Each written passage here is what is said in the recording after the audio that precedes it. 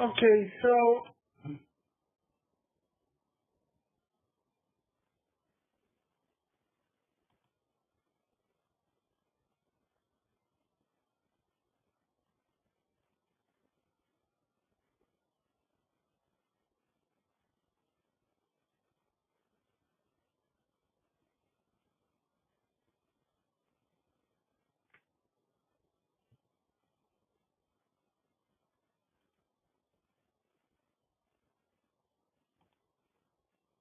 okay. So last time we saw how you could run like multiple commands simultaneously, and then we put this into the file now. Okay, this part you have to declare when the system look at this. That means, can you guys see this fonts big enough, or should I do something? If you can make it bigger, that's fine, but I can see it, brother. Yes, I can see it too. I can't see it. Okay, then do it. Make it bigger, please. So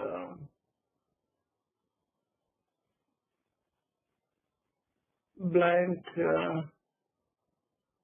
view, and the text always on top toggle. Do you see fonts in here?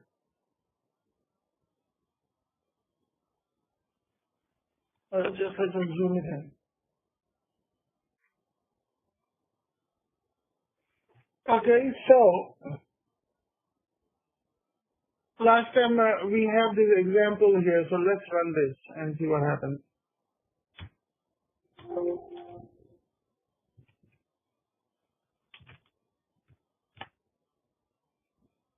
Okay, so basically what these are, we just put in the commands in the file here. What this file is helping do is it's running the commands rapidly without even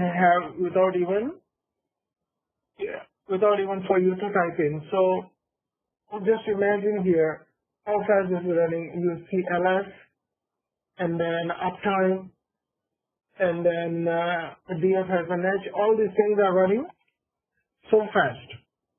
See? And then it will give you the output here. Okay, so all right. So I said that if you have like a pound sign in front of this, that means it is commenting out.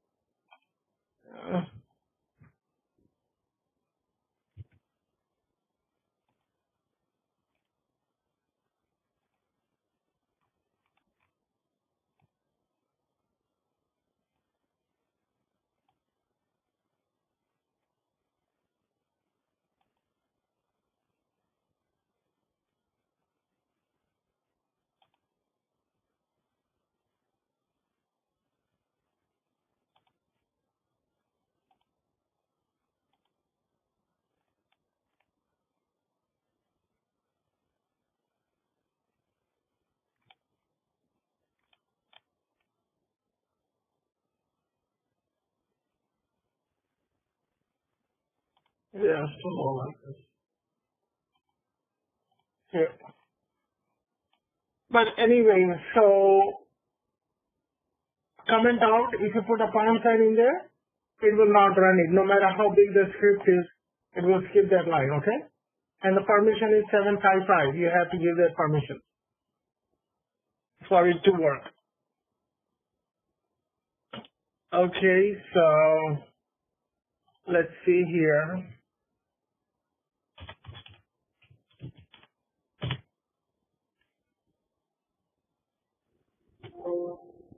Okay, so free -h, right? If you type here, if you type pound, df-h, it should work, right? Alright, let's do it. Let's run it here.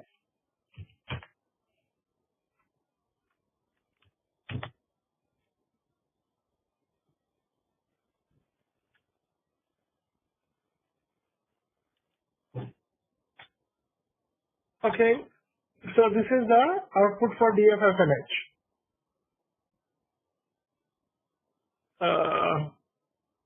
Yeah, this one. File system, if you type DFFNH. Okay, this is what it came up here. So if you're going to put a pound sign there in front of it, it's not going to run the command. Okay, everybody clear about that? Yes, brother, I am. So it didn't run and it ran it free-h. Okay, so alright, let's move forward.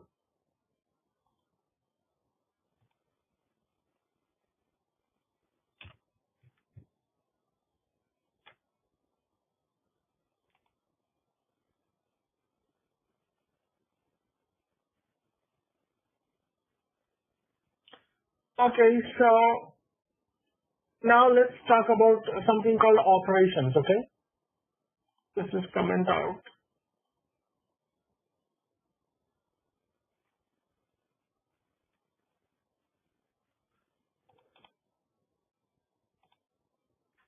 So what we have next here is the operators.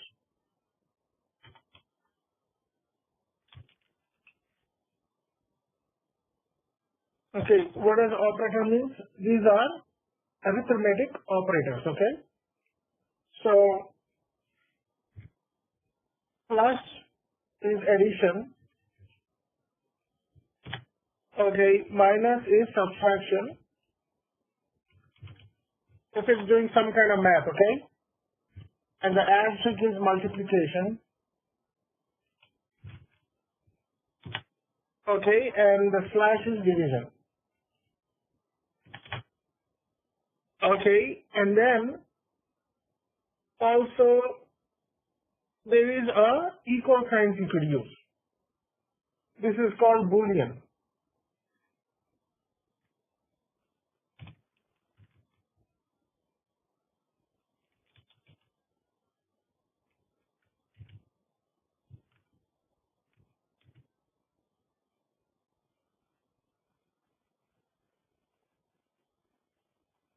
So what is Boolean? Boolean is either true or false. Either true or false. Okay. Minus equal, hyphen equals, and the sign we're going to use is equal. And what is this? This is an equal sign. Okay. Minus NE. What is this? What does this sign represent? Not equal. So when you are writing the script here, you could write minus NE, or you could write this here, exclamation and an equal sign. What does it make? It makes it not equal to. You guys know all this, right? Equal to, not equal to, greater than, less than.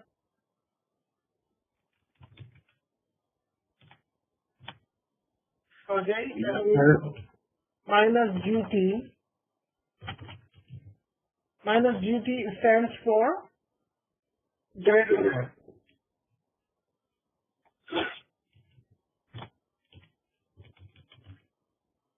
Greater than. Okay, minus LT stands for, this is a less than sign, okay? Less than.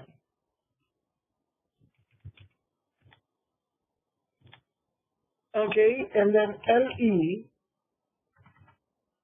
minus LE stands for less than or equal to.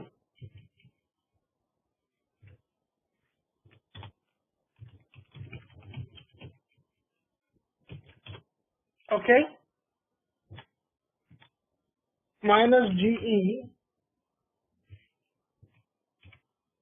So what is this? Greater than or equal to.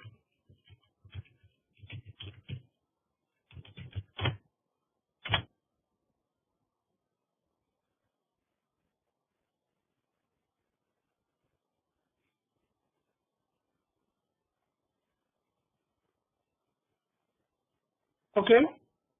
Any questions? and there is two more. The pipe sign. You guys all have the pipe sign on the top of the enter key, right, on the right side of the keyboard. This is means or. This means or in scripting.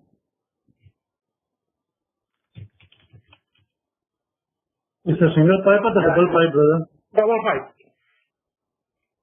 So two pipes is when you have two pipes, that means or. So this is key above enter key.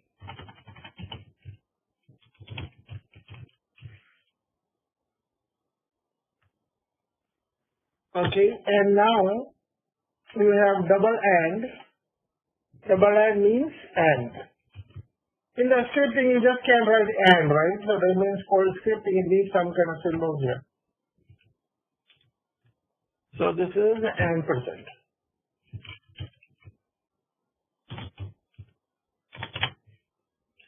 Okay, and then dollar and question mark.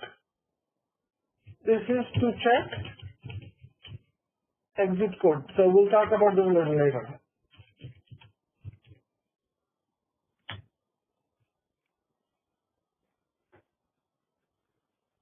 Okay, so let's move forward here.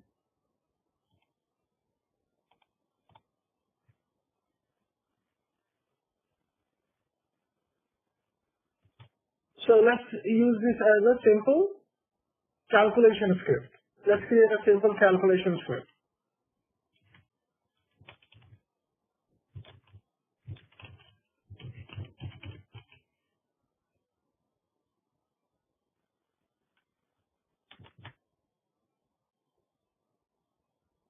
So what I'm going to do is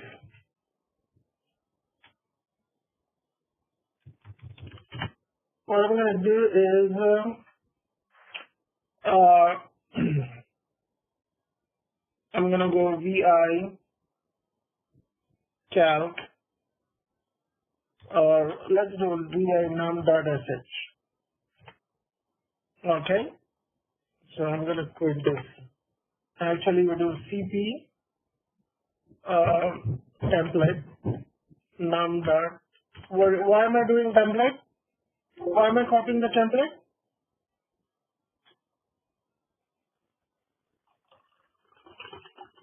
So that we don't have to do the permissions and the shebang thing. Okay, yeah, very good. Thank you. It's already there in permissions as it.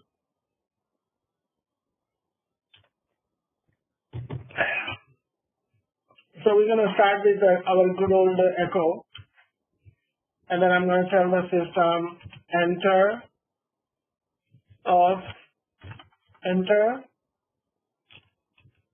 first number. Okay. And then there is a built-in variable. These are called variable. Read. Okay. And then it says num1. Read is a built-in. This is a built-in variable for. There in scripting or in programming, any language has some reserved words that you have to figure out what those reserved words are, and those are built in here. So read, you type read num1, okay?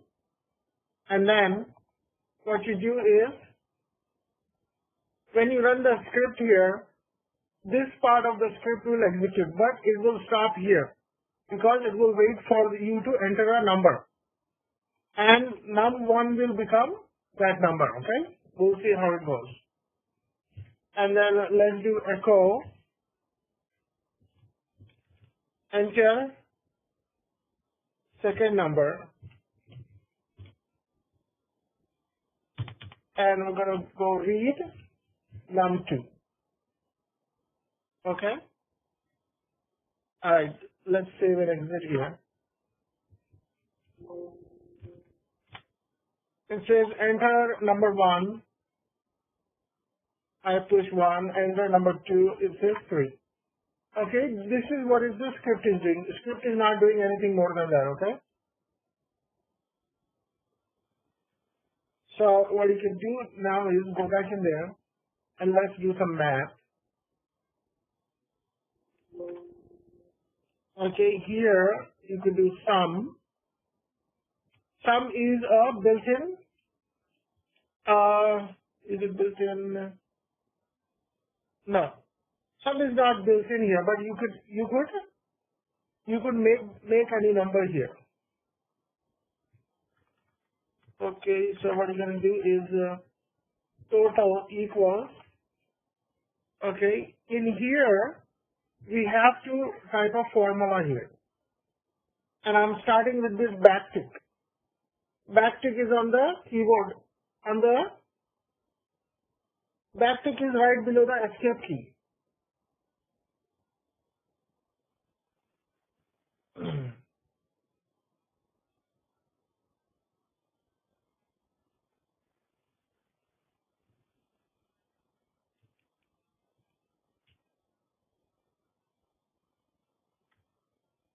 Onboard. Onboard.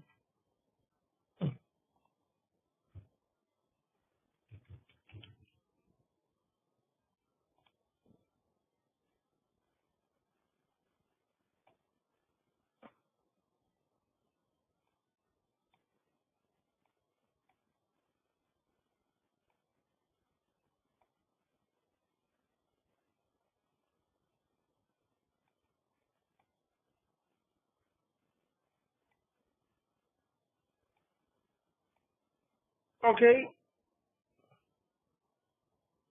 you see, okay, it's showing the left of 10 key. But this is the key we are looking for here. When we push this button, this is the backtick. This is not a quote. Quote is over here. Single quote and double quote. It looks like the quote here, but if you see closely, it has like a little backslash. It's slanting towards the left. Okay, so it's called backtick. And the formula, to start the formula, you have to type expression. EXPR is expression.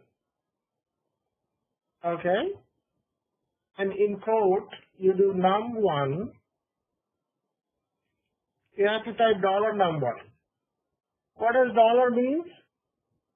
It will substitute for the number above here. Whenever you start with $num, we don't know what this number is. It will put that number in here. Okay.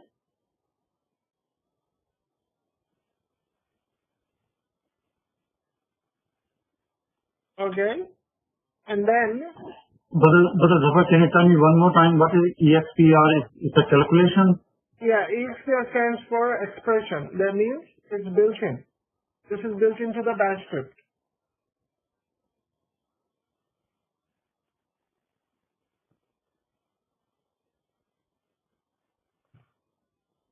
Did you get it?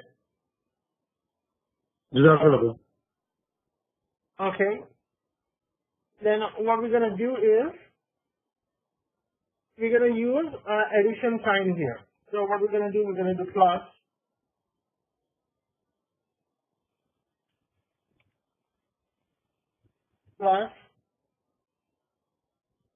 $num2. Okay. So then what you can do is echo the sum of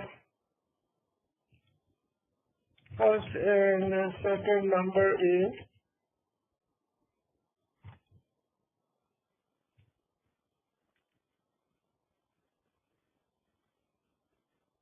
okay.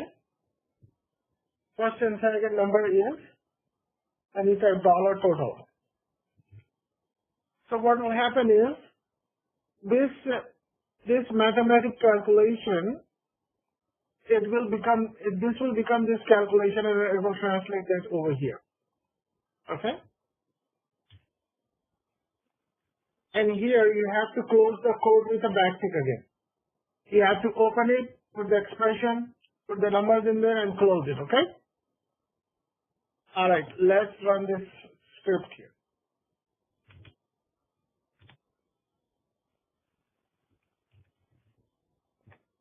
Says enter the first number, I'm going to put 8. Enter the second number, I'm going to push 2. And it says the error message, the line. So if there is a line problem, it will give you the error message. Okay, so let's go take a look what the error messages. Number 11 it will say. 1, 2, 3, 4, 5, 6, 7, 8, 9, 10, 11. So there's a problem here.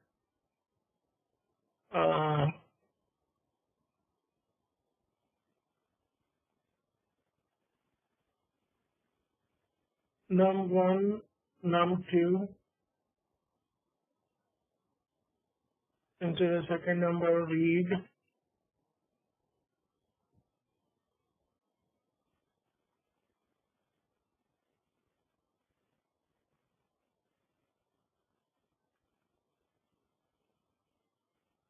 Okay, let me remove this insulator.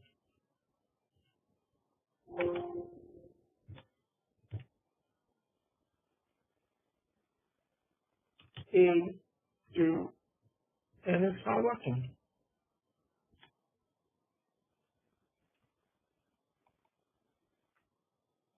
Remove dollar sign in num1 as well.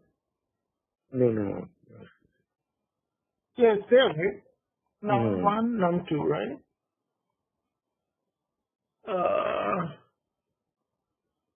What is the problem here?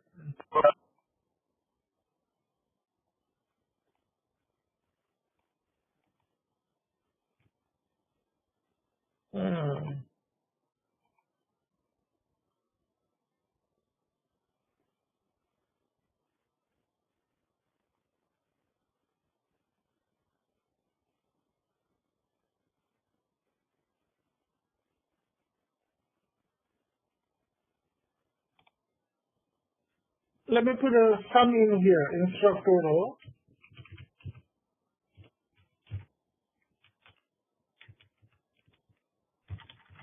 If it works, that means the sum is built in. A, 2, okay, sum, no such file or directory, sum E10, no such file or directory. The sum of first number and, okay, so let's do this here.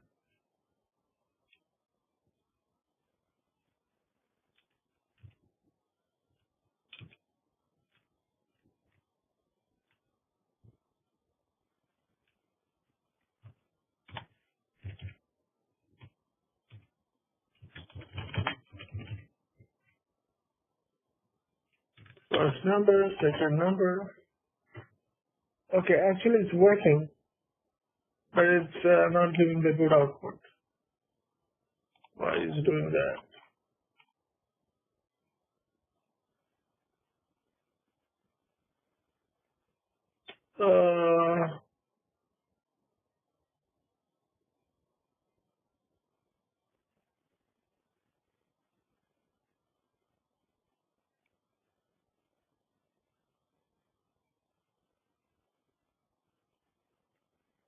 Read,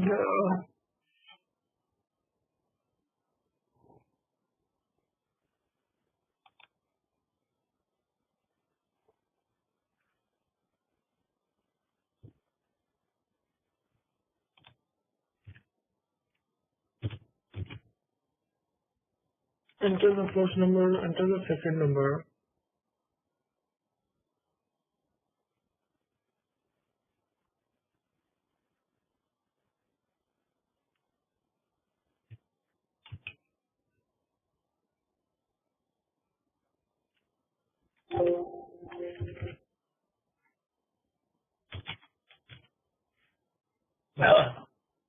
Okay. So I shouldn't. There shouldn't be any space in here. But let's see. Let me put this with the total.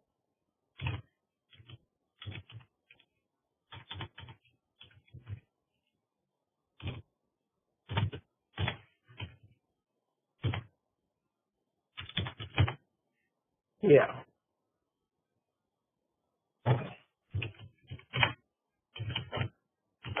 Okay. So here's the math we did.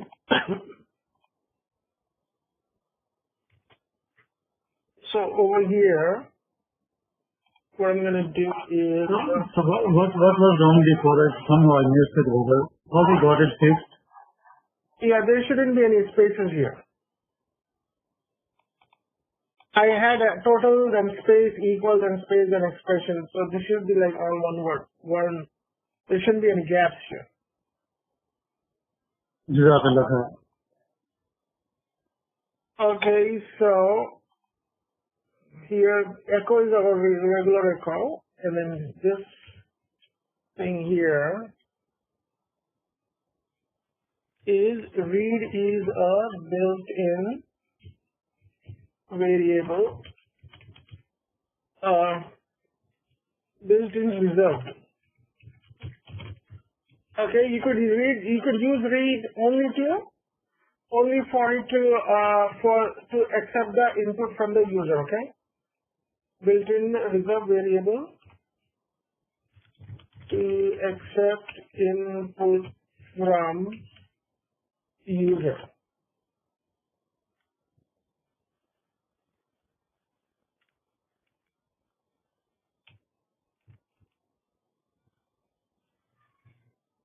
Okay.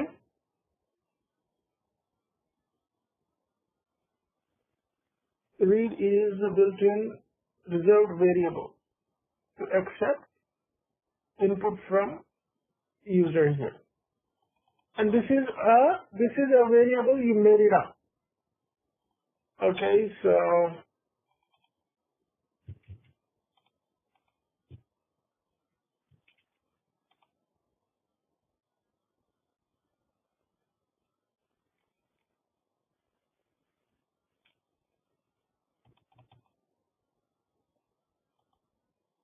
and then num1 and num2 are the variables you can make it up. Okay, if you put down Anwar1, Anwar2, it will work just fine because you're making it up. It doesn't care. Okay, and then let's put down here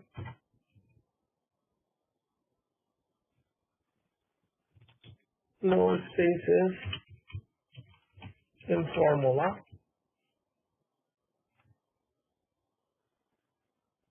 Okay, and then EXPR is a built-in calculator.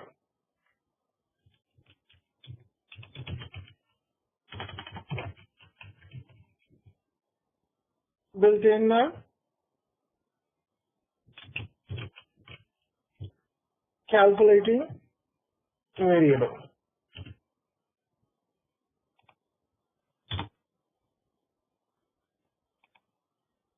So what you could do here is you could do just, let's play around with this once here, what we did here. Now we're going to do subtraction. Okay, so let's run this.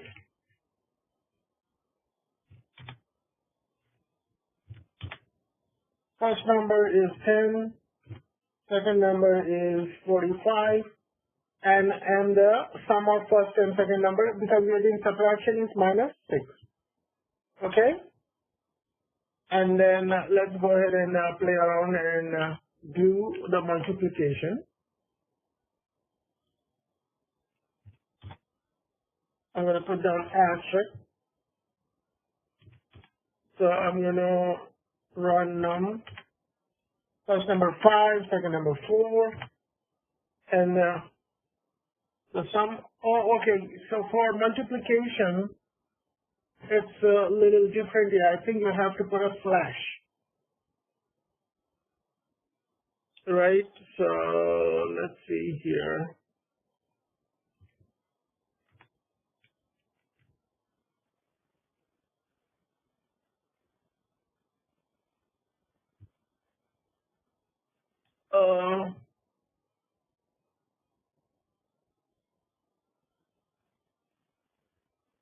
For multiplication, what you have to do is you have to put in the slash here.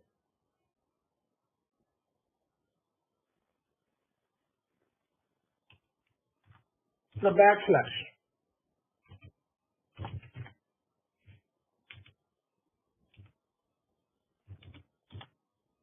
Enter the first number 5, second number 4, and the result is 20. So I'm gonna make it a note here. When using script, you have to type backslash and an asterisk. Okay? It's only for multiplication, I think. Let's check it out for division and see if it's gonna give us a problem, okay? For division, you just have to type the forward slash, I think.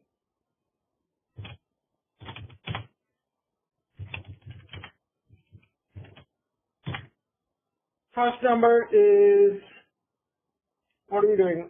Let's do divide, right? 8. Second number 2. Okay, so it's working. So only for multiplication, you have to do the backslash and an asterisk. Don't ask me why, but just live with it, okay?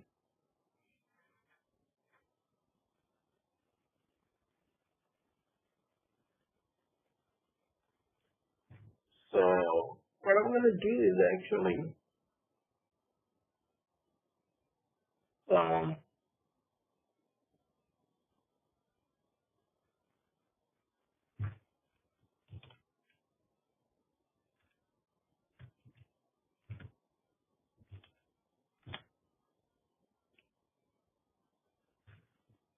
okay, so it's actually you can run this from the 2 minus 2, and for multiplication you have to do slash asterisk, and it's working there.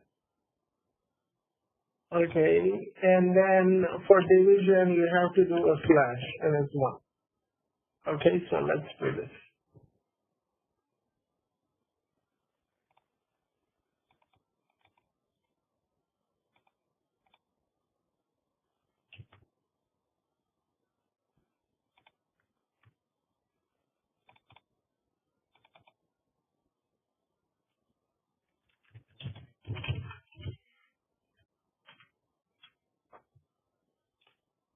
Okay, so you type expr. Okay, hold on, let me do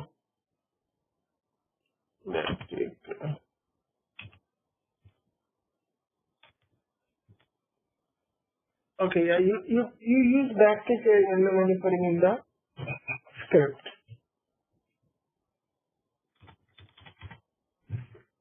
So you do 2 plus 2, 2 minus 2,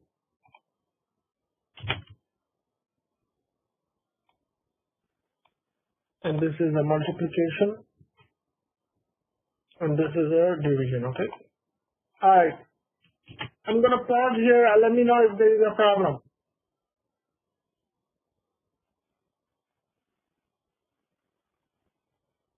Okay? This should be clear enough, right? Yes, sir. Okay, good.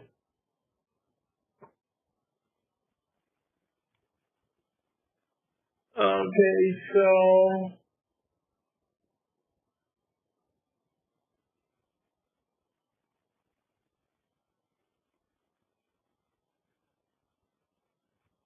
so So what I'm going to do is I'm going to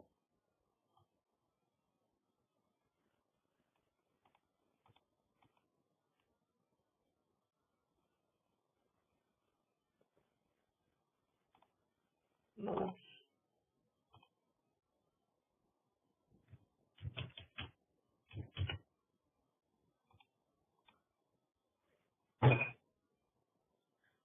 Okay, I think I need to explain now what a variable is a little bit more. So let's talk about a variable. What is a variable? Okay. So the official definition is it is a placeholder for a input or anything. It could be input or input command or anything like that.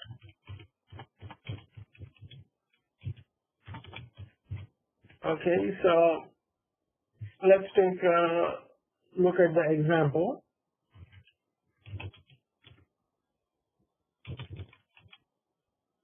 Okay, so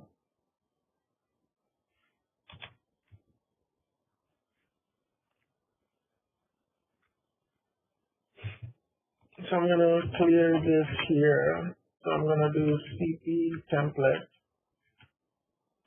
variable one dot sh. Okay, vi variable.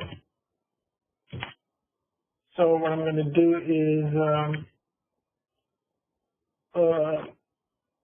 I'm going to do pound sign. This is a variable example.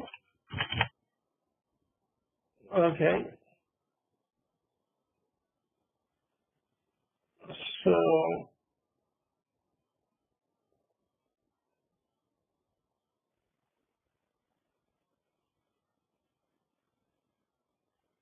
So what I'm going to do is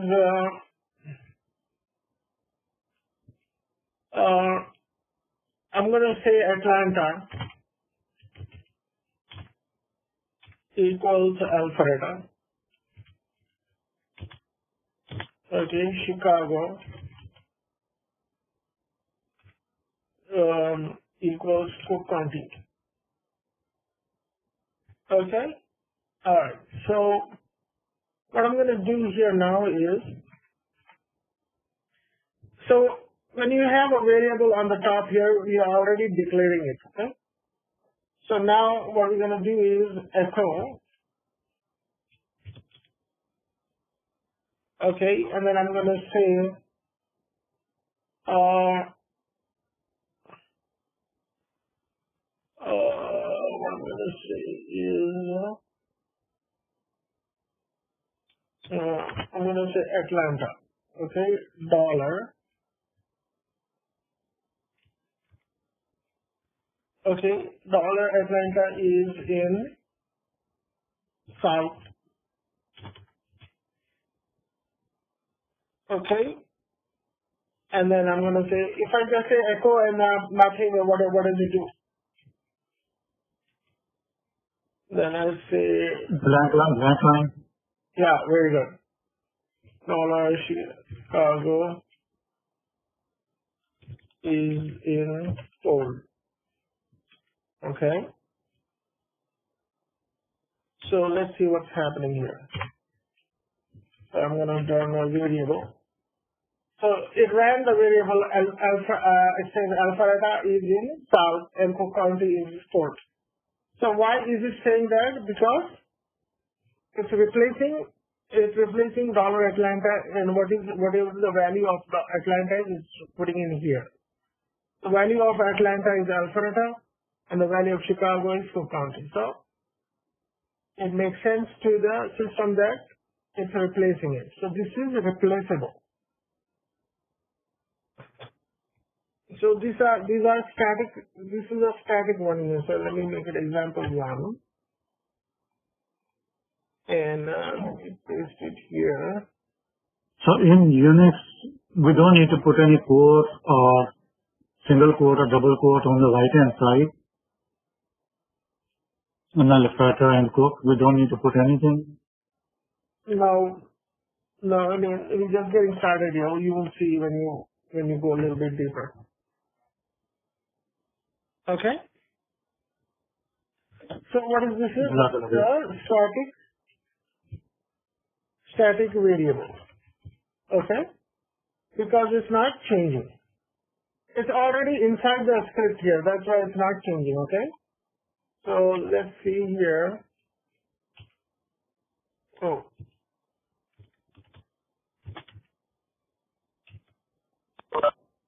So these two are static variable here. So let's work on a dynamic variable. So which is gonna change here.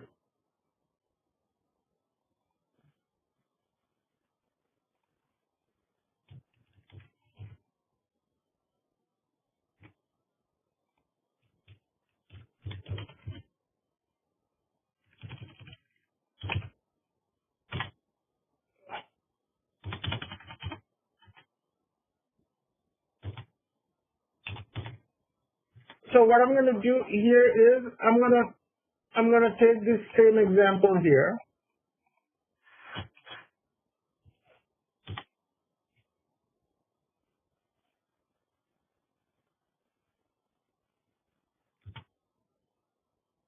Okay, so CP template.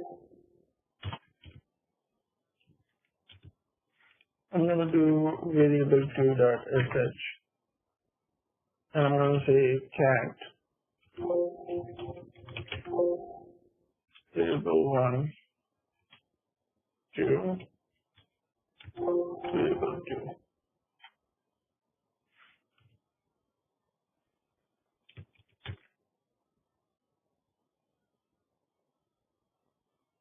What, it doesn't work?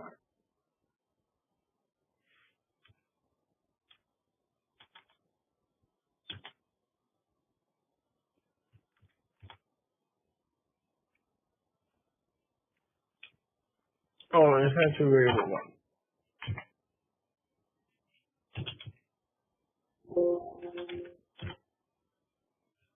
So what I'm gonna do here is I'm gonna make it read, and I'm gonna make it read.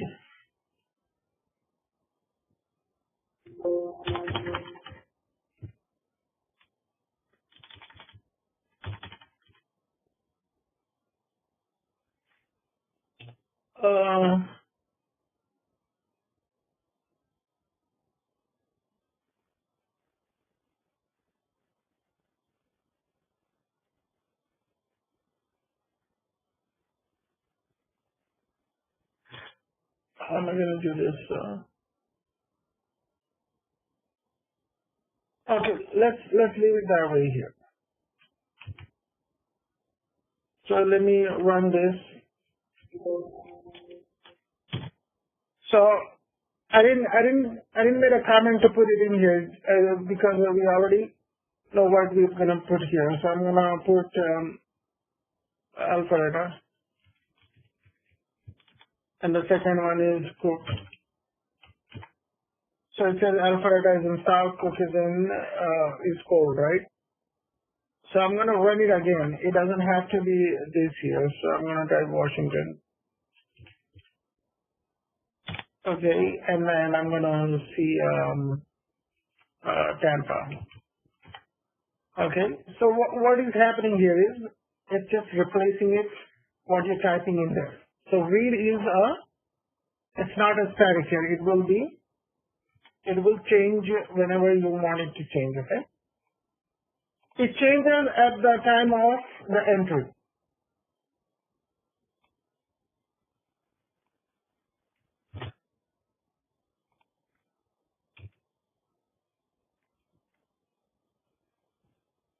Okay, so this is dynamic.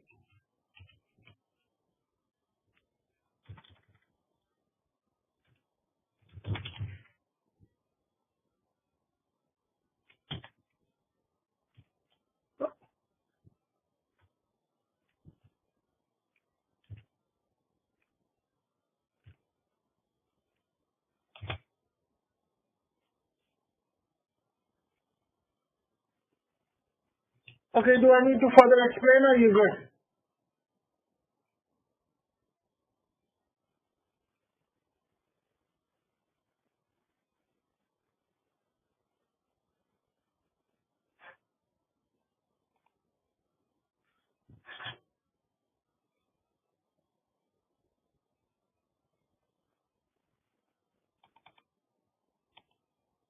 Hello? Yes, to me is good. I understand. Yeah. Okay.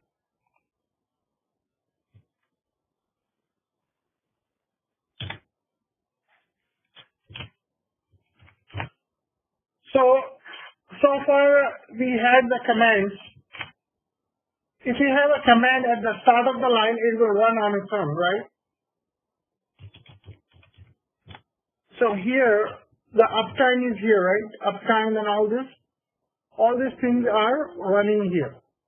Because it starts at the start of the line. That means each line is getting put into the shell, into the command line, CLI. So what this is doing is actually, all these are commands here. So the moment each line is being executed, it is executing the command here. What is echo? Echo is nothing but a command, right? Yep. So it is executing there. What the script is actually doing is putting these commands for you. And putting this command, after that is running this command, is running this command, this command, this command. All these commands are running here. So I'm going to show you how you would run a command in the middle of a line. If there is a command in the middle of a line, how are you going to run this here, okay? So I'm going to do cp template commands. Okay, so I'm going to do vi commands. And I'm going to go here and say echo. I am running ls-l command. Okay. So I save and exit and then I run command. So I'm running ls-l command, but it didn't really run the command. So what you have to do is you have to put a backtick in here. So you have to put a backtick ls-l backtick, okay? Let's see what happens. I'm running a ls-l command and then, oh, okay. So what is happening is then the command, it's running in the line here, then the command is throwing this in here. So how do we do this?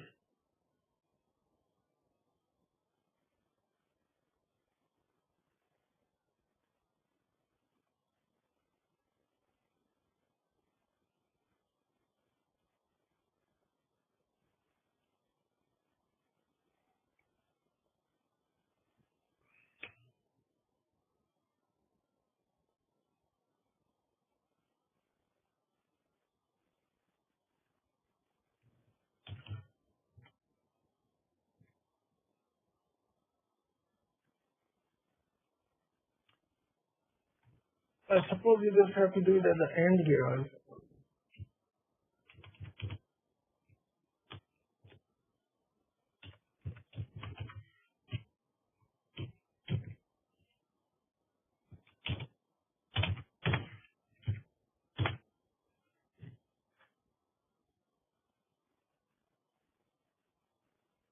Okay. Alright, so you got the idea here. If you want to make it look better on your eyes here, so what you could do is, you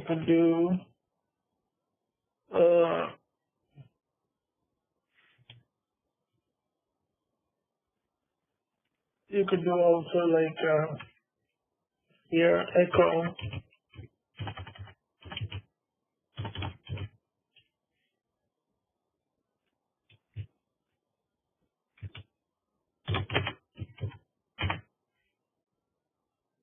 Yeah, okay, that was unnecessary. So,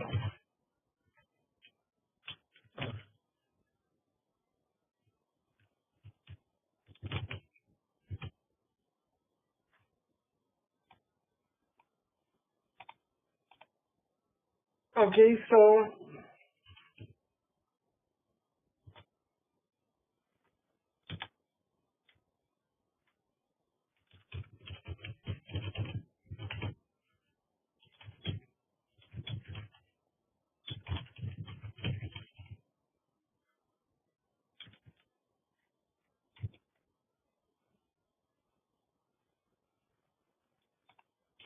so what you do is you use backtick.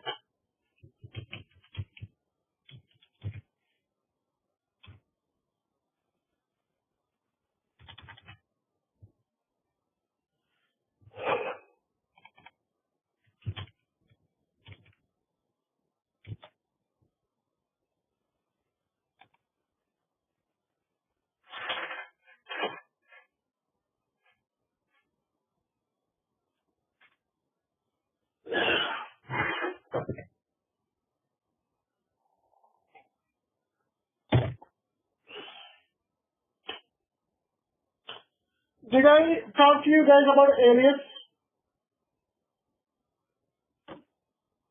Yes, but we watched in the beginning alias, yes. Okay, yeah, okay. So if you already have an alias in here, you could put the alias too. Jazakallah. Yeah, these are all the alias here. I could create like an alias.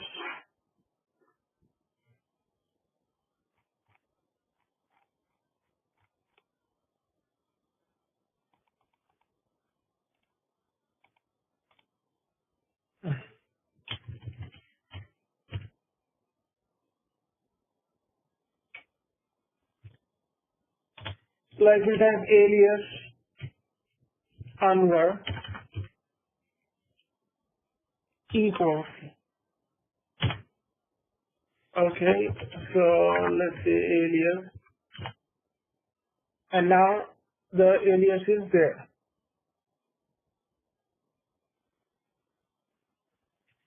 Now you actually have to do alias Anwar, you have to put in quotes, right? And then if you type alias, and you could see that Anwar is a command now. So if you run Anwar, it's going to run all your aliases.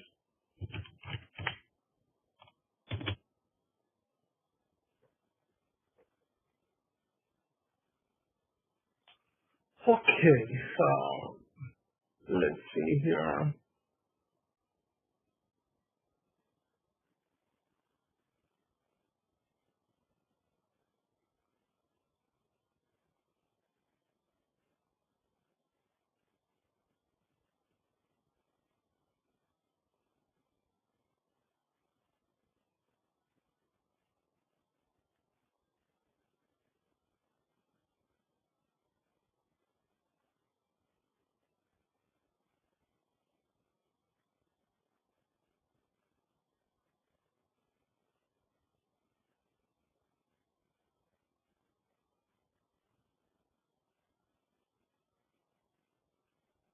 Okay, so let's see how you could use the alias in the script here.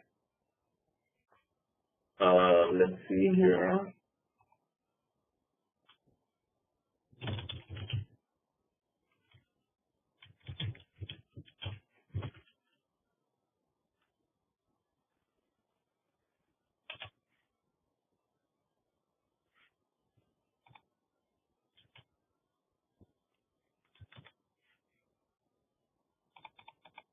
So I'm just going to put this in the top here so that we have it for reference. So what we're going to do is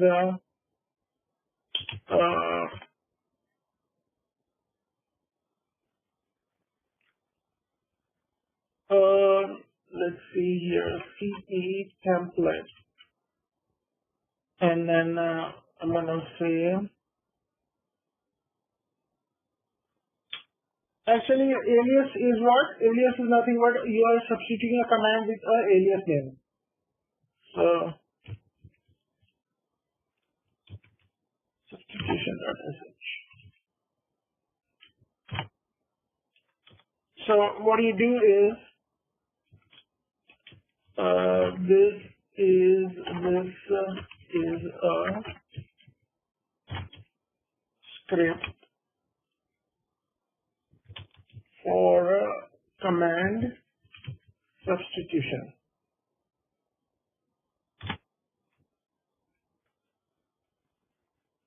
Substitution. Okay, so what you have to do is there is a built-in command called shop t -s expand underscore aliases. Okay, so you have to type exactly the way it is. There's no way around it. Okay,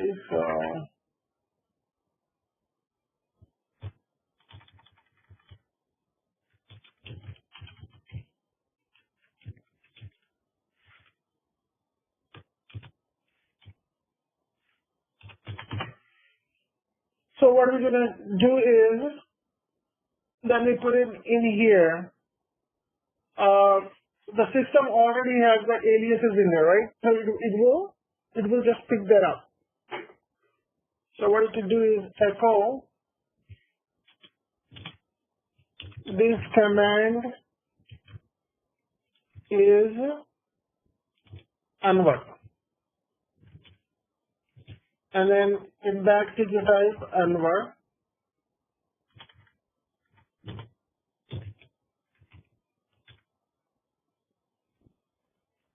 and then you close this. So let's see here. Anwar command not found. Line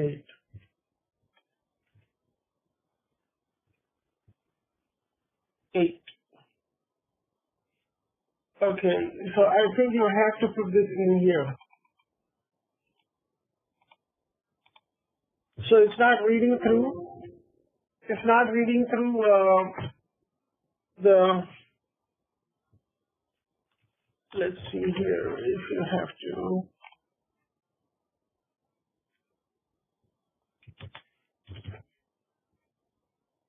Yeah.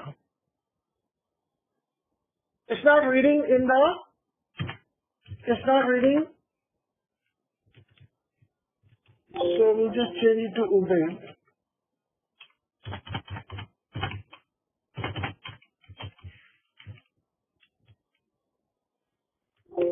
It's not reading the. So you could be running this without running this on the system itself. Yeah, it's working. But let's see alias.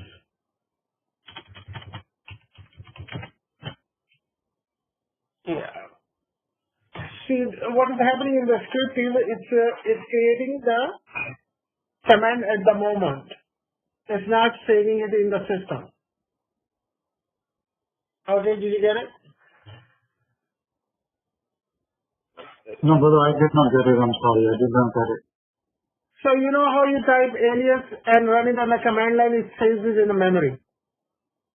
It saves it in the system here. But if you're putting it in here, you could declare the alias in here, but it doesn't save it in the memory. It runs only when it goes back and replaces this and runs this as an alias, all these multiple commands.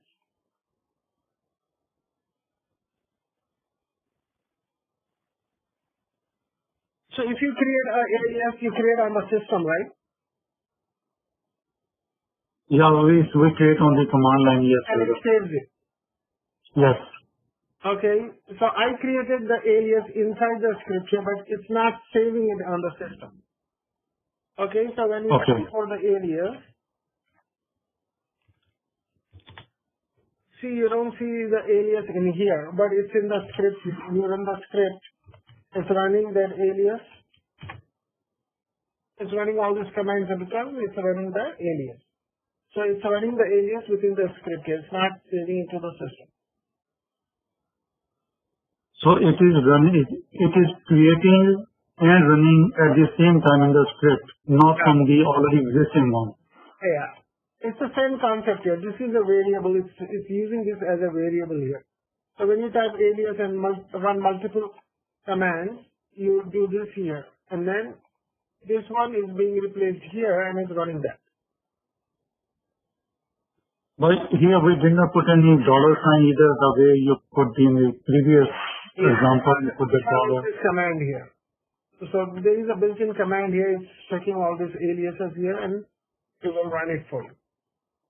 That's a good catch though.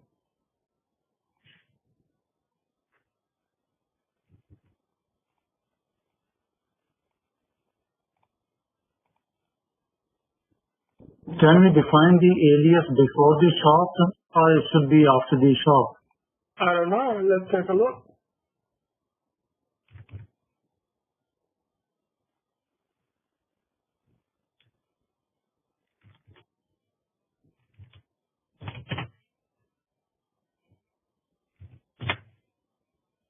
Yeah, so it doesn't matter.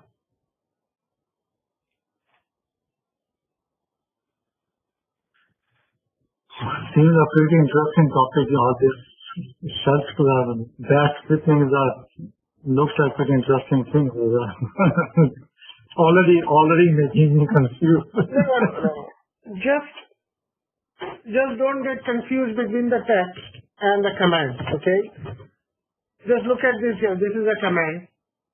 And all this thing is just a garbage text. It could be anything. Okay, this is a garbage text. This is the garbage text. So 1, 2, 3 lines are garbage here. All you see is just look at here. If you remove all this here, you're getting. Let me remove this here and let me remove this here.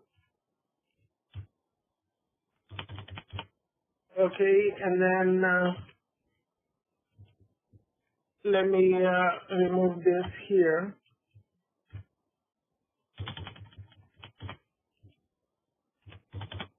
Okay, so the output is going to be same exact thing.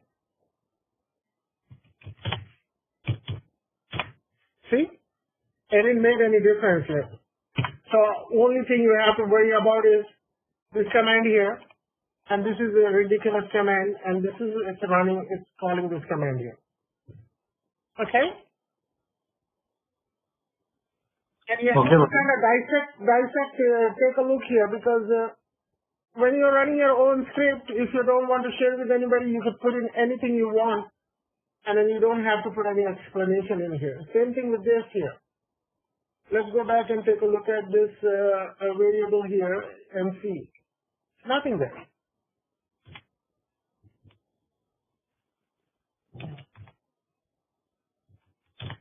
Okay, so let me do ls. Okay, so let's go to variable 2. So in here is nothing here, right? I mean, it's just appealing on your eyes here. So delete this, and then what you have to do is you could delete this too. All these are meaningless.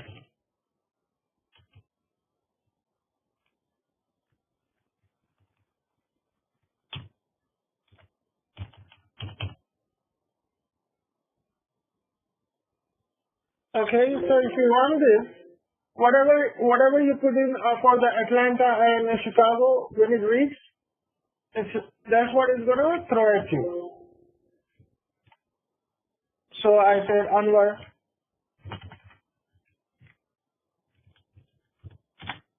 Okay, that's it. It runs it for you. Okay, let's take a look here. Read. So what you have to do is you just have to type echo here. You're calling echo Atlanta. So let's see here. Okay, that's it.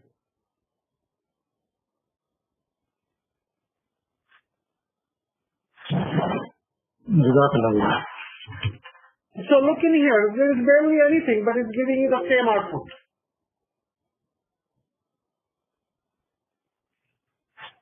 Or the good example is this one here too. So if you go back here, so which one was the very first one? Example, right? So all this is garbage. All these are garbage here.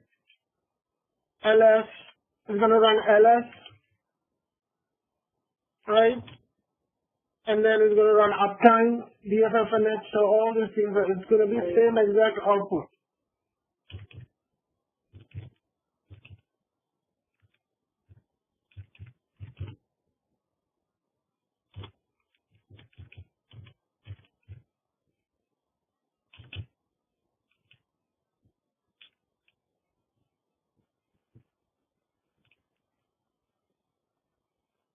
Okay, now this is the bare bone here. So let's see here for the example. It's giving you the same exact output.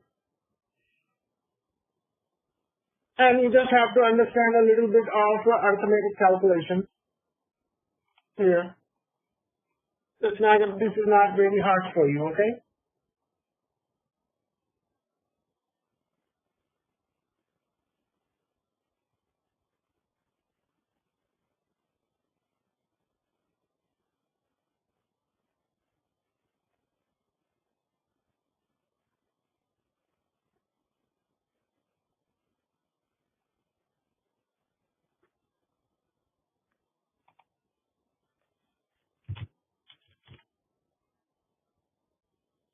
So now in here, we'll take a look how you could do the redirect here, right? You guys remember what a redirect is? Yes, brother, we do. Yes, sir. Okay.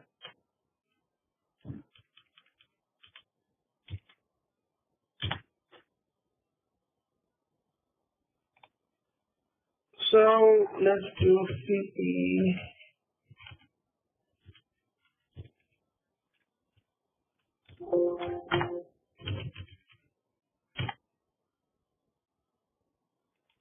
So I'm going to say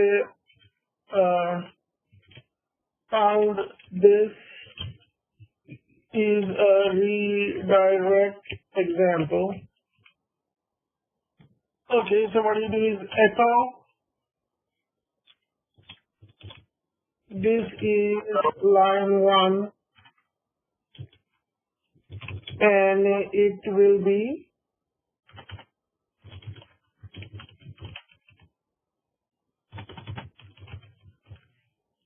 okay. So and then I'm going to do echo.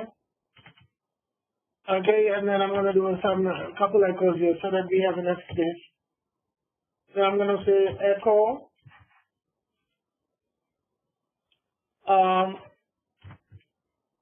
This line will be sent to another file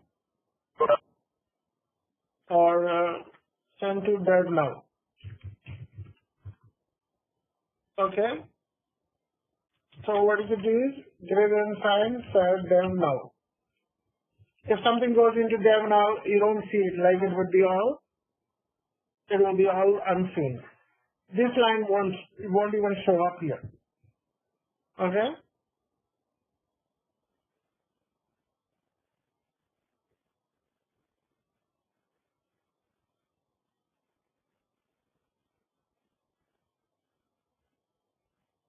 Alright, so let's if you put this echo line into some file, it will be saved on the system or it will not be saved in the system. it definitely won't save anywhere. But if you want No, I'm talking about some regular file, some other directory, other you can do that. Okay.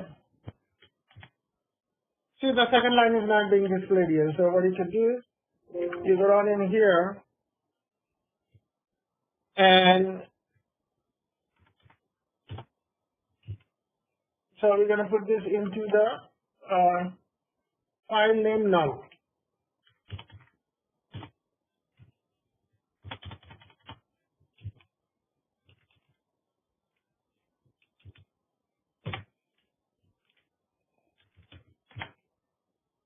So if you cat temp file, so the line is here, right? You could see how the redirection is working here. Now you could see all those commands we used in the start of the class is being useful somewhere else.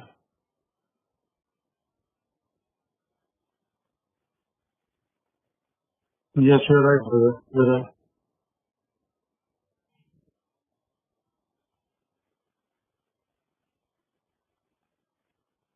So what else you could do is, if you want to run some commands too, you could do that too.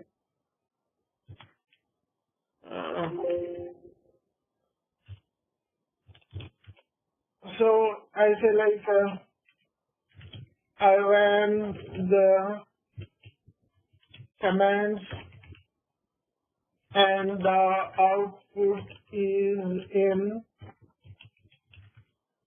file output. Okay, I'll tell myself this here, and then I say echo, and I say like okay, I ran the following commands and the output is in this file here. So I'm gonna do echo what file that I ran, uptime, and then I ran who, and then I ran date, and I ran free-h. Okay, so I'm telling this here. But how are you going to run the command here? You're going to do echo. Okay, either you do that or you just run the command here. Okay, so you got uptime. Okay, and then you do who,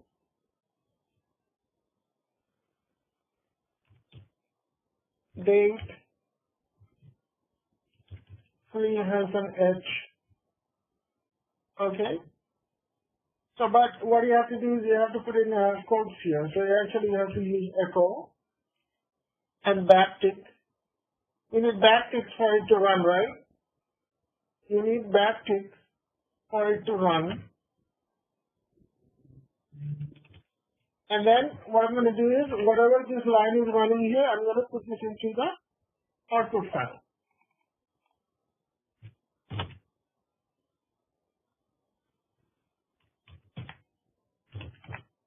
So there is,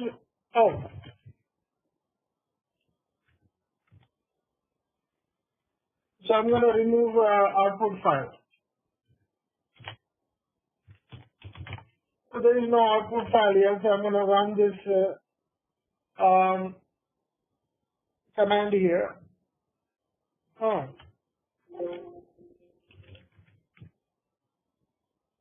What was the file we were using? A redirect, right? Okay, so it says this is the line 1 and it will be displayed. So I didn't, and I ran the following command and then the output is in the file output. And these are the commands I ran. So let's get output file. And it's in there. It's just simple here. Now you can see how those commands we learn are being used here and then being used in combination with other commands. That's what it's called scripting. That's it. You just have to put your mind to it and then you will be good in it.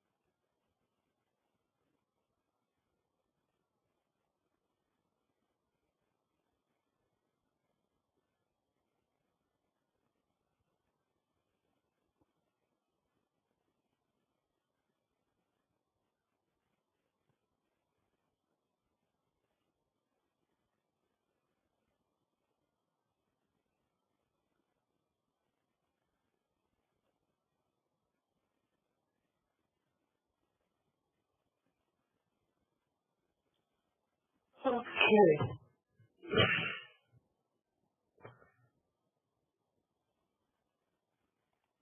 So what I'm going to do is, wait.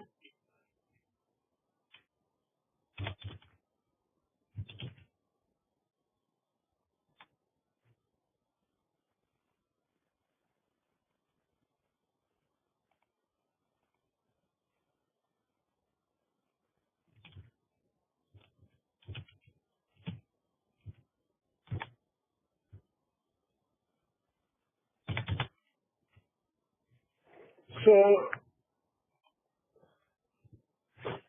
and then this line will be sent to M5.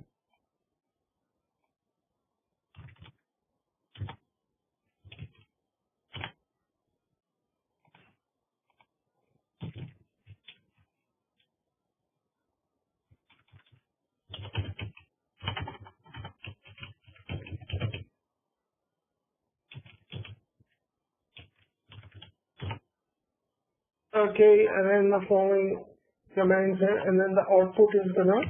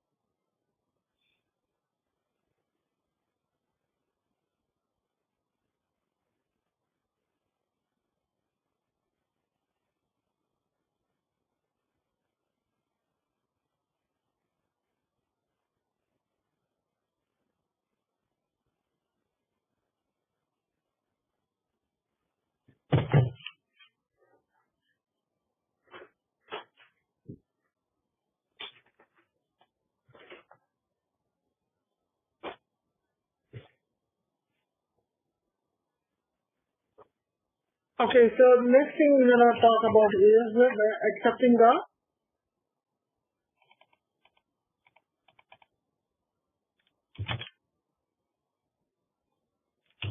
so what we're going to do is next I'm going to show you how to accept the input on the command line. Okay, so I'm going to copy template.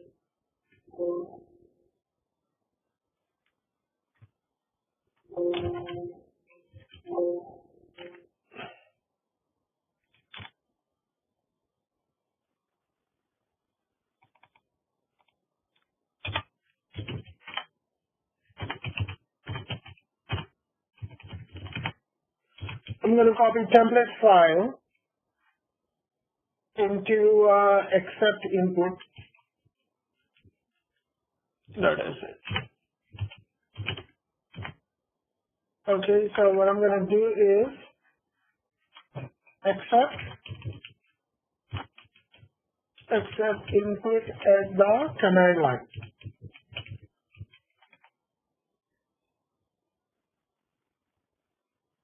Okay, so what I'm going to do is city equals $1 and state equals $2.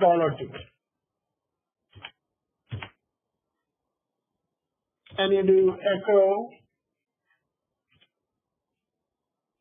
city is, what do you think I should put here?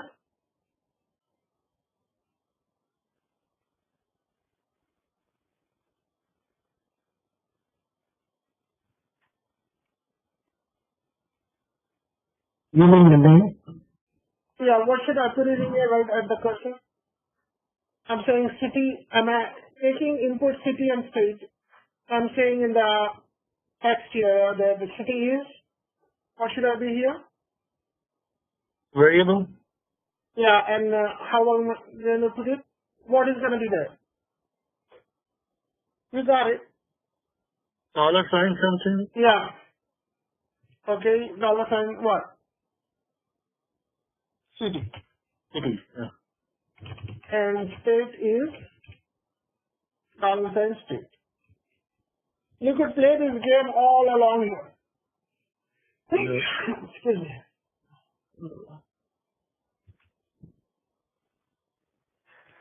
And then you could create something else here, like dollar sign state equals to dollar sign something else, and you could make it a loop here.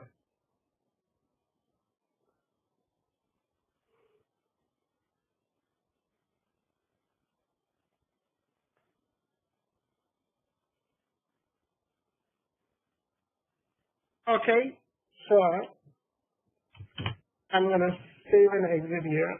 So I'm gonna say accept.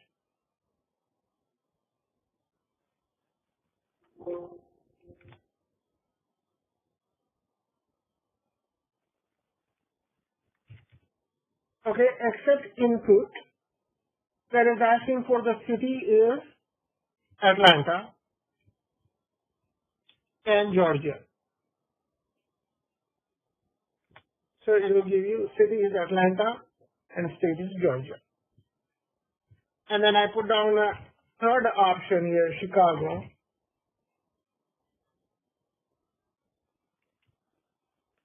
So what will happen? Is it going to display or is it not going to display Chicago?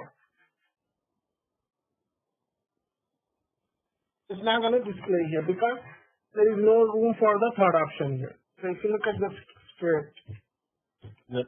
yeah, there is no room for the third option. And if you do that, then it will accept that.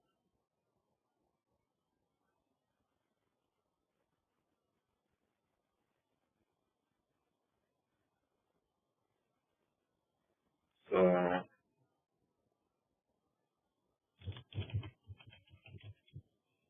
accepting input at the command line.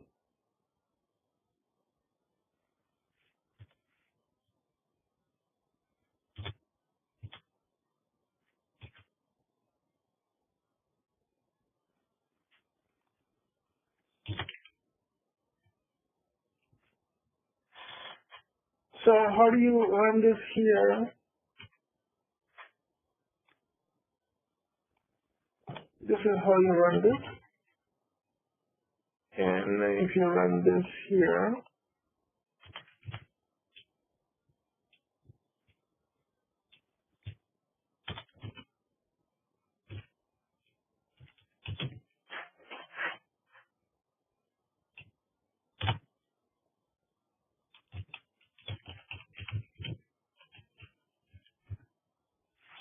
third input will be ignored because it's not required.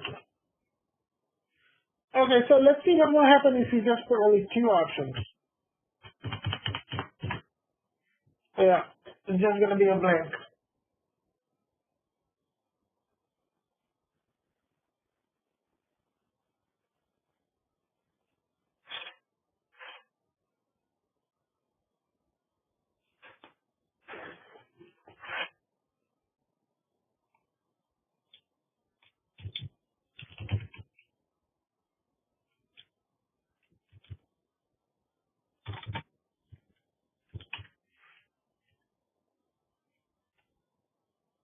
And then if you don't put anything, it's just going to return the script.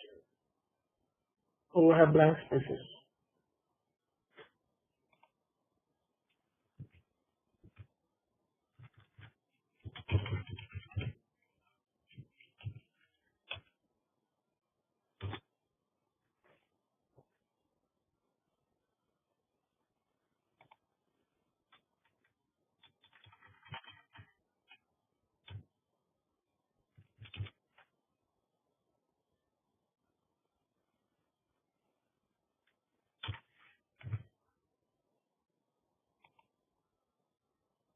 Okay, alright, so you know these are variables, right? So I don't have to repeat that again.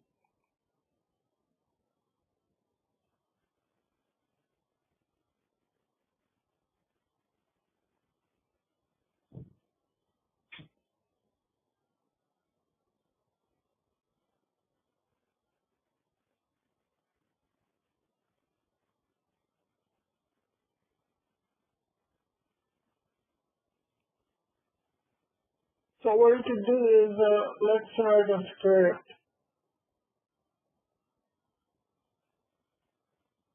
So we're gonna use this same thing to actually do something here. So cp template, and I'm gonna say server ping server. Okay. So what I'm gonna do is I'm gonna do vi ping server. So I'm gonna use using the actual commands for input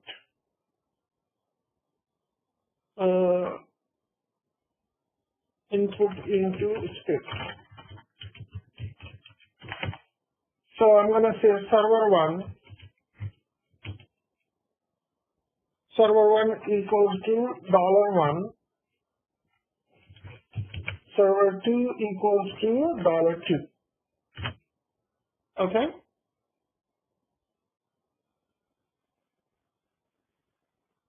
So when we have something like dollar it's expecting over here, it's expecting the input here, right?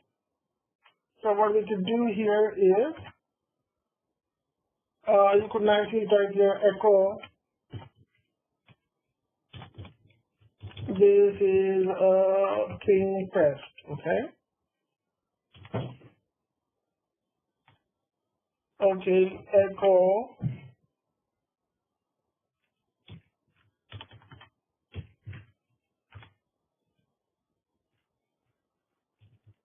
this is server 1, and I'm gonna write here the ping command. Ping. So how am I gonna ping the server now? Which command I'm gonna use? Ping, and how I'm gonna replace this here?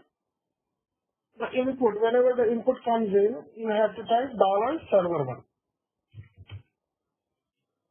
Okay, do you see this? When a script reads this, it will ask you, okay, it's $1, so put something in there, and then when you put something in there, that what you put in that becomes server1. So then ping is gonna read server1 in actuality. It's gonna read your input. Okay. Then we're gonna go echo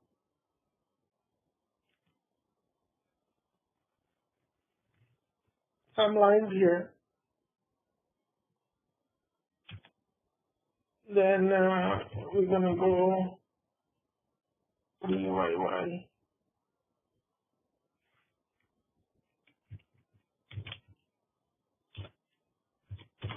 server 2. This is server. Okay. So when you type ping, it's gonna continue on pinging, right? But if you type -c and then 1, that means it's gonna ping -c count and ping only once, okay? And here, what you could do is count, you could do 2. I'm just showing you, ping it for 2 times, okay? So let's run this ping server, and it says, this is server 1. So you didn't put anything in it, so you actually type to ping blank. Okay, so if you type ping, okay, this is what you will get. If you type ping, this is what you're gonna get. That's what it gave us. So the script ran fine. So I'm gonna put here google.com. And the second one is PROTech.com. Okay, so you should ping Google once and PROTech twice. Okay. Oh, okay.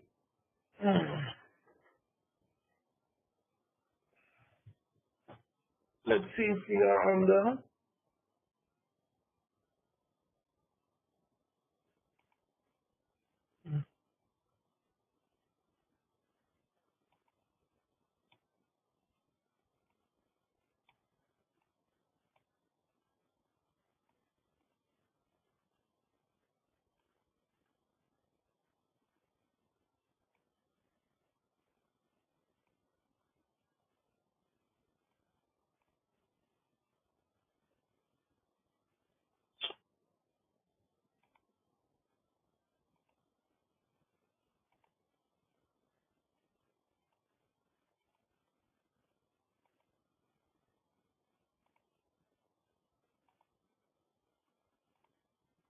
It should work now, right?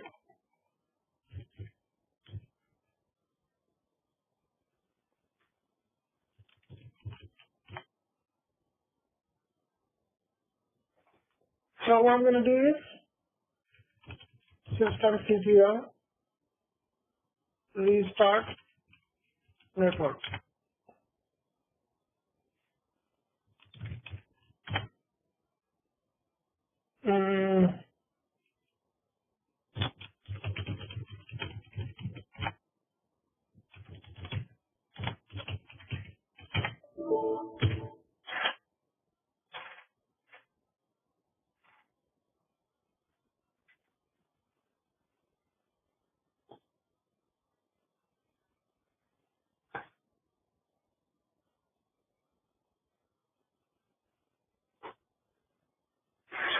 Can we IP address on the script as well if we Yeah. Very good. Try it yourself.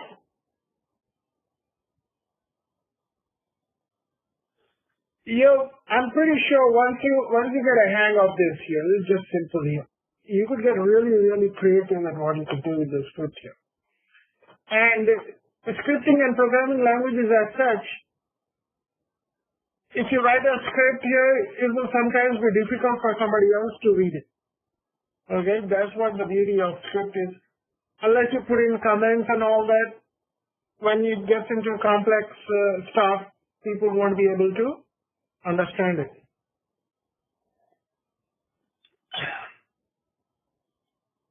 Yeah, you could do whatever you. I could see you already thinking creatively, so you could definitely do that.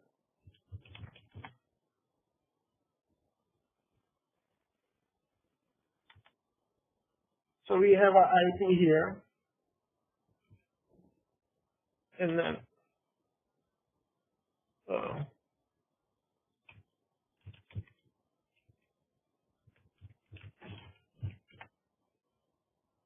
okay, there you go. So it ran the first server one ping, and the second server it ran twice. 1, 2. Okay. Here it's one packet sent. Here is sent 2 packets. 5 minutes break here, okay? And then we'll come back again. Maybe 2 minutes. You need 5 minutes or 2 minutes? It's up to you. Yeah, let's do. Almost 12 o'clock. It's 11:38. Can you guys hang on for another 15 minutes? Sure. Okay. So let's take a 2-minute break. Sure. You're here. We are here. Okay, good. So that is that there. So what I'm gonna do next is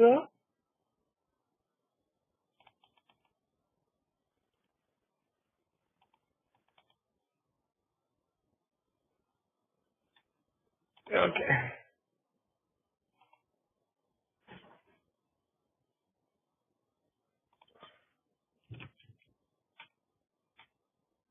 So next thing we're gonna do is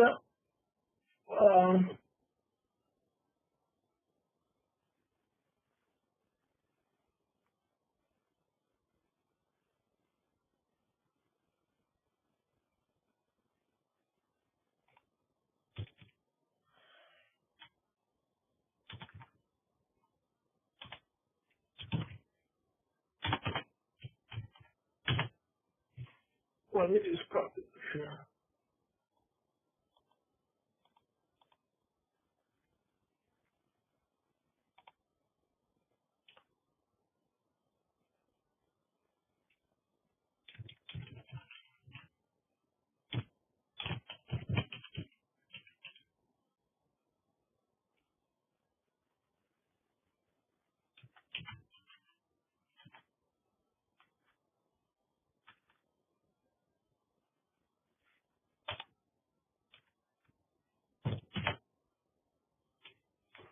Okay, so you guys have a good understanding of this, right?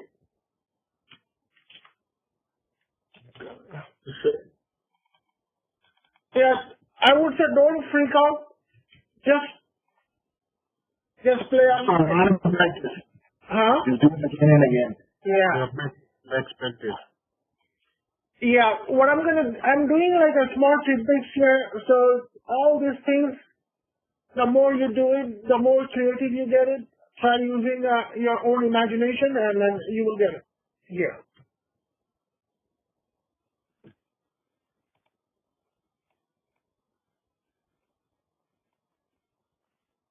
Okay. So.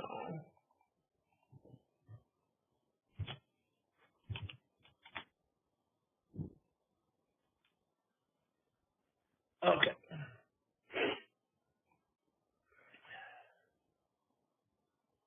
So accepting command and the CLI.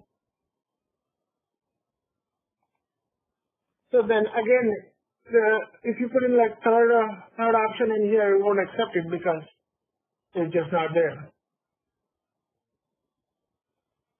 Because third option is not there.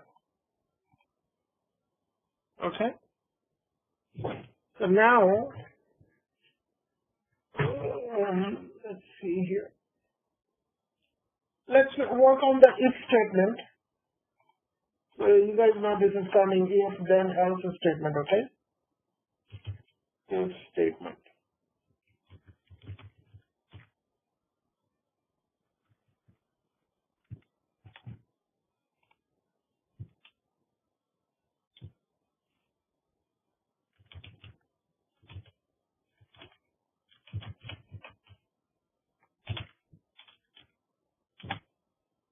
Okay, so let's see here how this works here, okay? So I'm going to put in here, this is a if statement.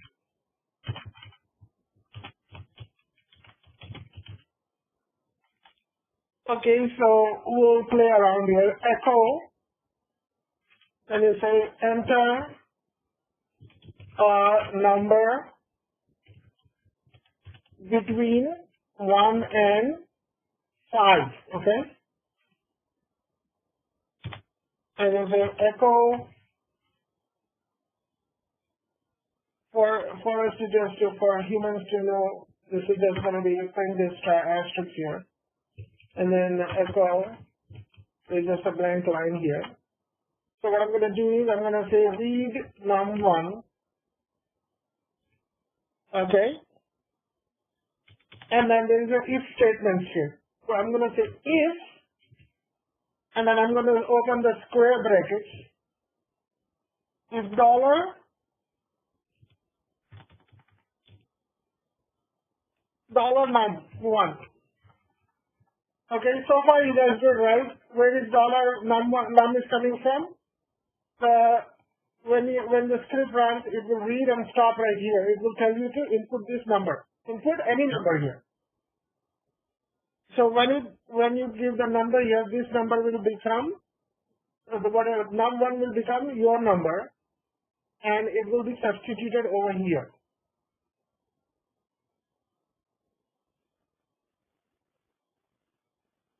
Okay, then you give if num1 equals 3. Then echo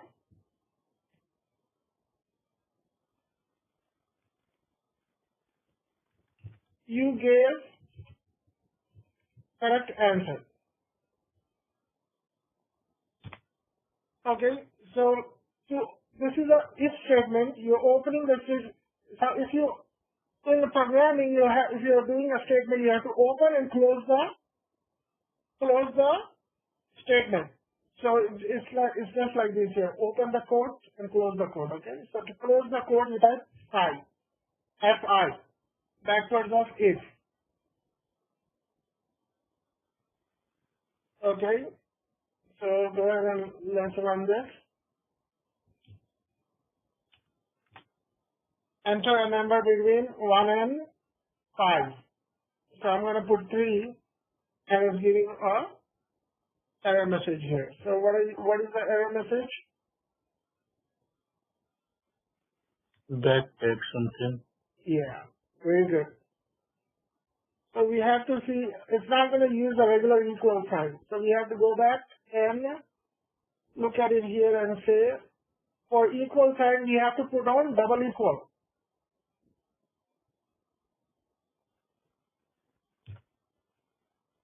We have to put on double equal sign. Save and exit, and let's run it. And I'm going to say 3. Oh, okay, so I have to give a space there. Right? I have to give a space there? Yeah. Yeah, all this programming is all about spacing and all that, commas and all that. Okay? So then if you push like 1, so it's erroring out here because there is no other statement after that statement. Okay? And also, this works too. Instead of double equal, what should I replace it here? Hyphen EQ. Hyphen EQ also works. Mhm.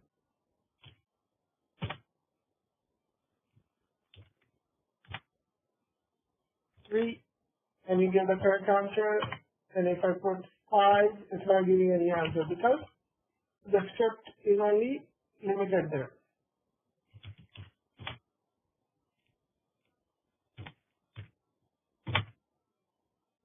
So I'm going to copy this here and I'm going to put it here. Okay, so let me do some explanation here.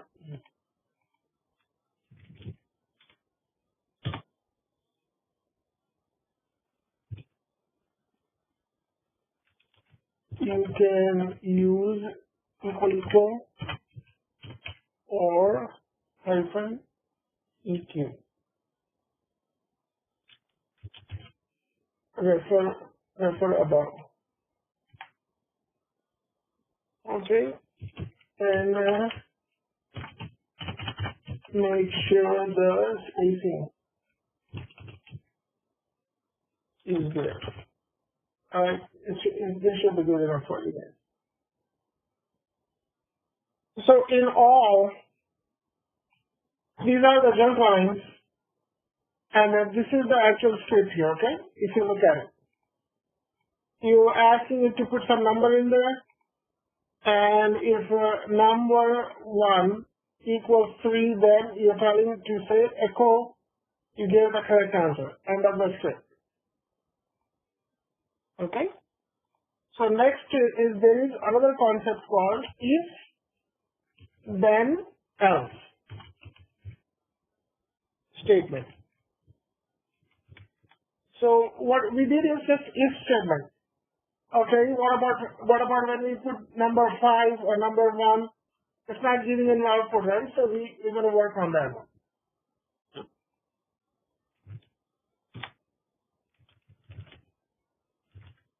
If then else. Okay, if then.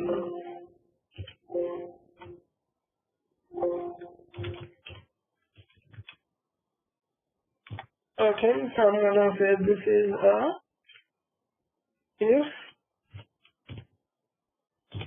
slash then else statement. Okay, so I'm going to use this thing again and say here, read num1. Okay, and in this, it doesn't have to be num1, okay, this will be data, because we are declaring it a data. So far you guys understood, right, the concept of a variable here. Whatever you declare it here is going to be here. You can declare anything you want in this world. Okay, so if, when it reads the data, if data equals 3, then you what you could do is you said you gave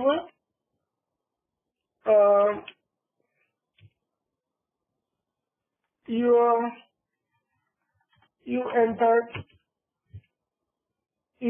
3. You could do that. Okay. Okay. If this is if statement, then this is a then statement. Okay. Else, you do else. Else is also a line here. All these are if, then, else. It has to start from the start of the line. Else, you could do echo.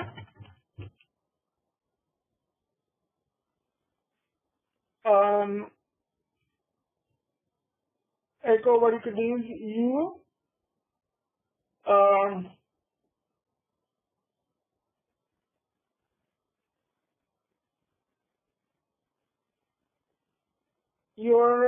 your entry is not 3. Okay, you can get creative here. This is just silly thing I'm running here. Okay, it says enter a number. Yeah, I put 1, I put 3, and hit enter. Okay, so what is the problem? Line 12.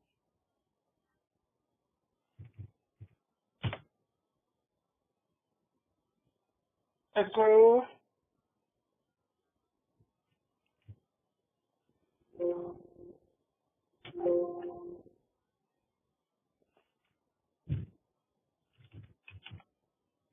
What is the command here to center the lines? Anybody expert in VI editor? Right? There is a command you put in, it will tell you the number of the lines you have, right? Anybody? You can see the bottom line is total number of lines. So, I mean, if you use the escape command. What do you? In the now it's showing error E486. If you escape this, now you will show the total number of lines on the bottom. Again?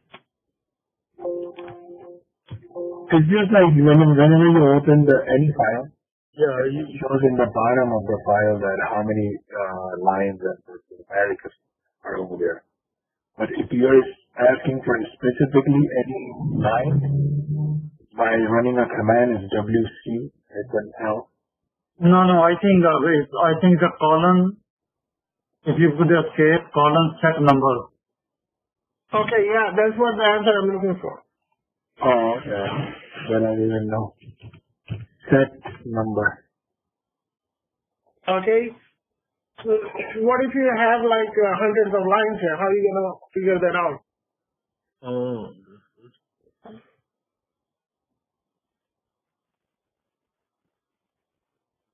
Okay, very good. So let's move forward here.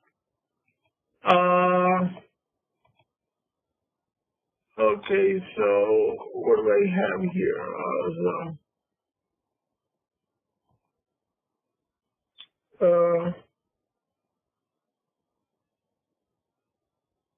Which line was that? 12, I believe. 12 or 13? Okay.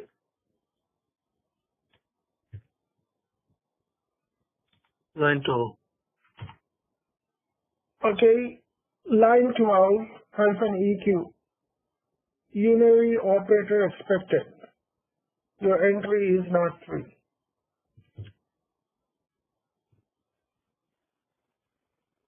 If data 1 equals 3.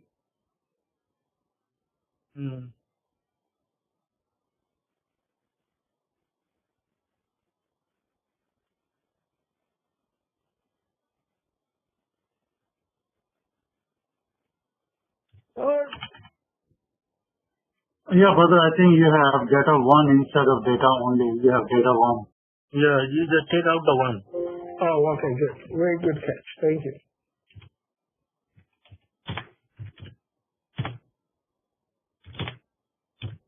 Yeah, it's working. Okay, so that's your if then statement.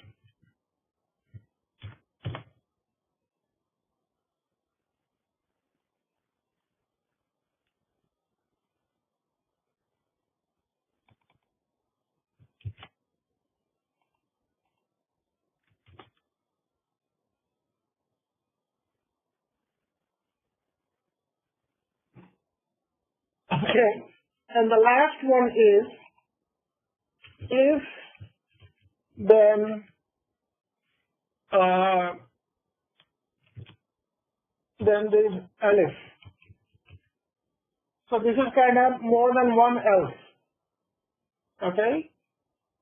Statement. Is that as normally used for looping something? Yeah, if you can't find this, then this is if. There's just a boolean here. If first statement is true, do this. Okay, so if the first statement is true, it's not even running the else statement. So now we have like a third leg in here. So if this is true, then run this. If this elif, if that is not true, then else run this one. So we'll take a look. It's similar here, you just have to have a little understanding, that's all.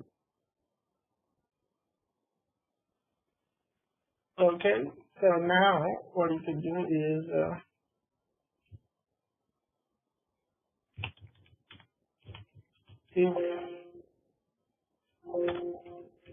if then else, so I'll go if then elif else .sh. If then elif .sh. Okay, so we already have this here, so we should read data one. So what we're going to do is if data equals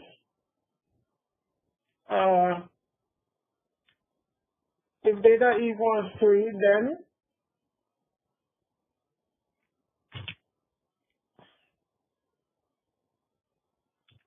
what you can do is y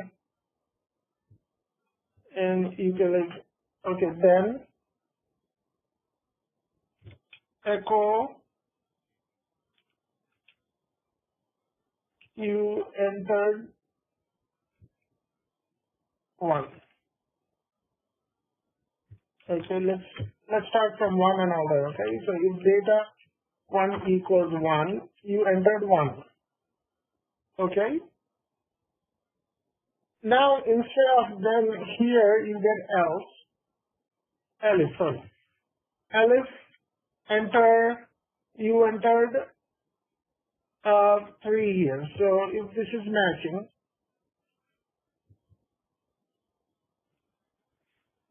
okay, so then you make it 3 here.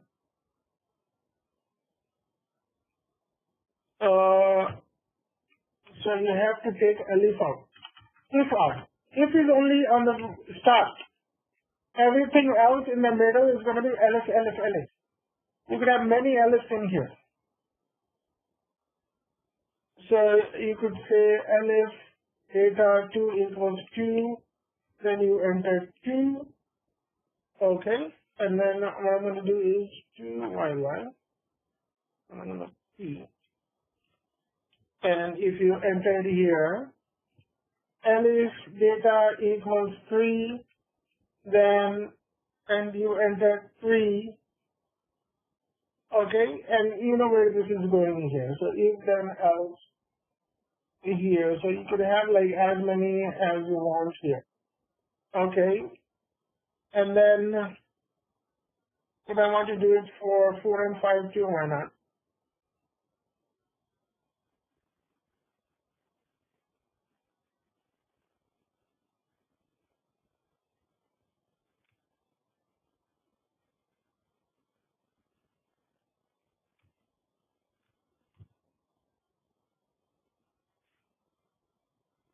So here I'm going to do it elif. Okay, now I'm going to make it 4.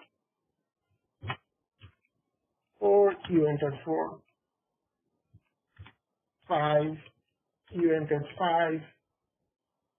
Okay, and else you could like your entry is out of range. Okay, and let's play this.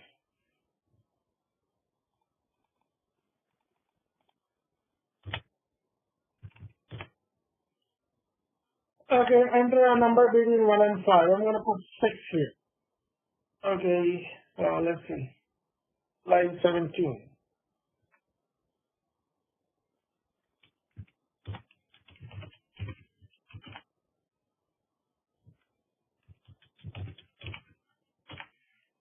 Line 17. Okay, echo Elif, you enter 2, data if it's equal 3, echo. So actually, let me give some good space here, okay?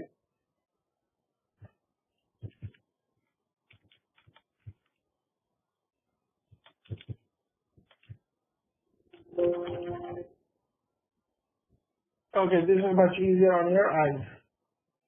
Okay, if you entered 1, then echo, you entered 1 here. Okay, so what I'm missing here is then. I'm missing then here. So just placing, I'm missing then. I'm missing then here. Okay, then else. Okay, let's see if it's gonna work.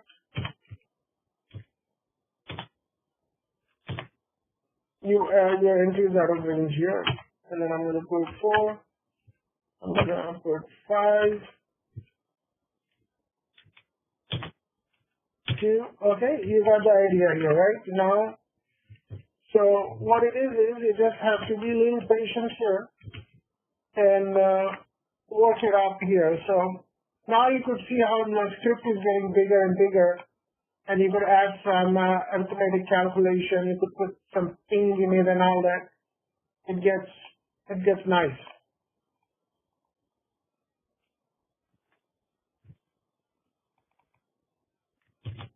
I don't need to explain this here, right? You guys got this? If you're just reading this here, on the top you have more explanation here than compared to here. Then you know the block of code here. You need just repeating this here, and until you hit else.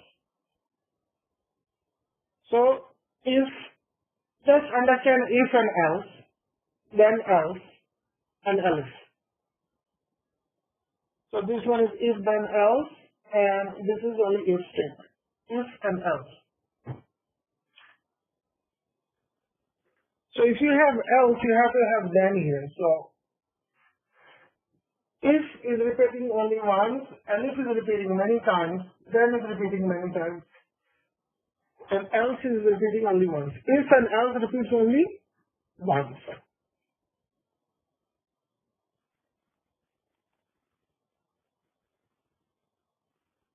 Okay, so there is one more small statement here, then I'll wrap it up. So the next concept is called looping. If you want to run the same command all over again for loop,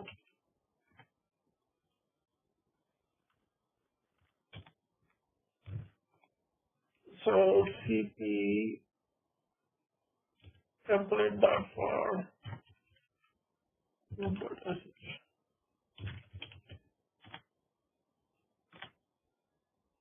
Okay, so I'm gonna put down here. This is for loop statement. Okay.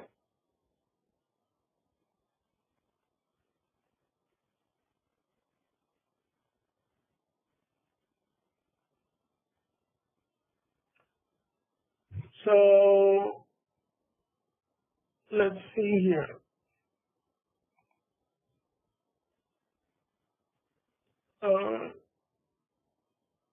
So let's do this here. Echo. We are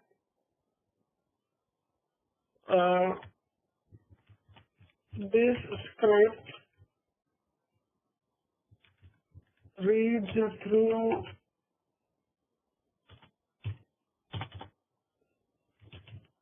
the directory. Okay.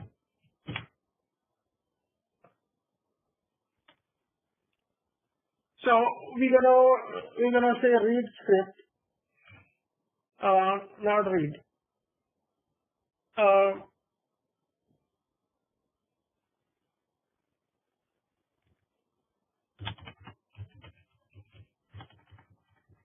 So I'm going to say listing equals,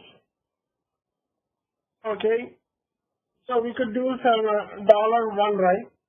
So instead of that, we could put a command in here. I'll put a command ls.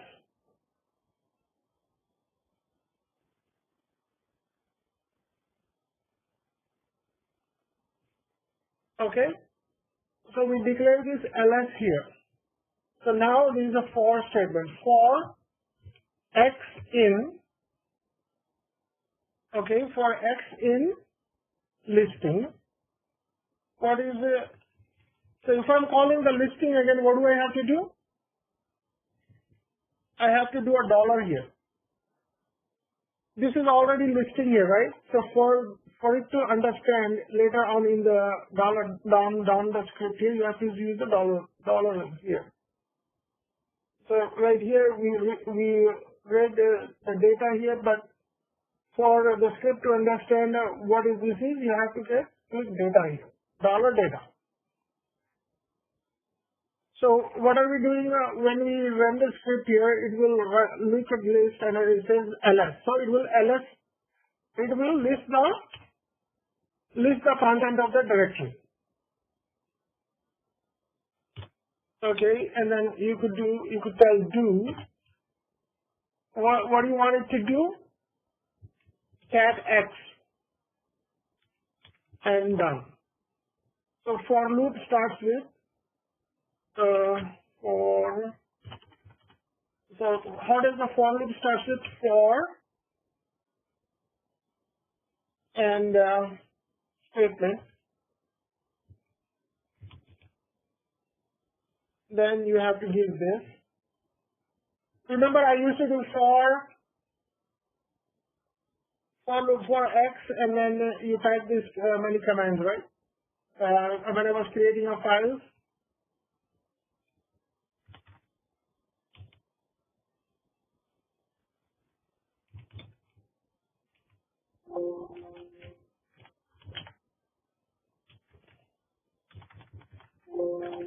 I was doing touch file 1.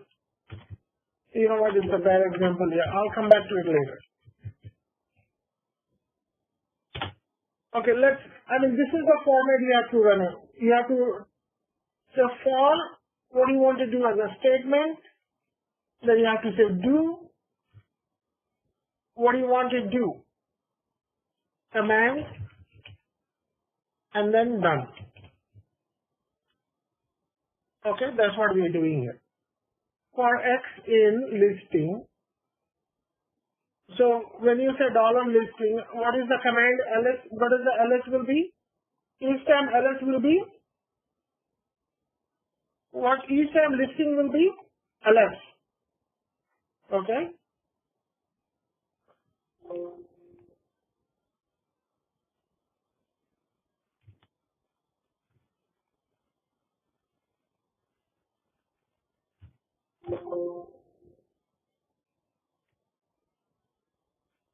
I have to put down command.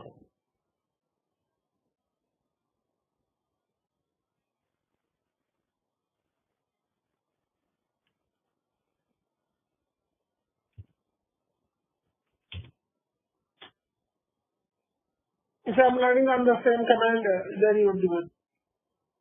So when this script does, it's going to do ls, right? Everybody help me out. When it runs for ls, what will happen? You guys are there? Yes, sir.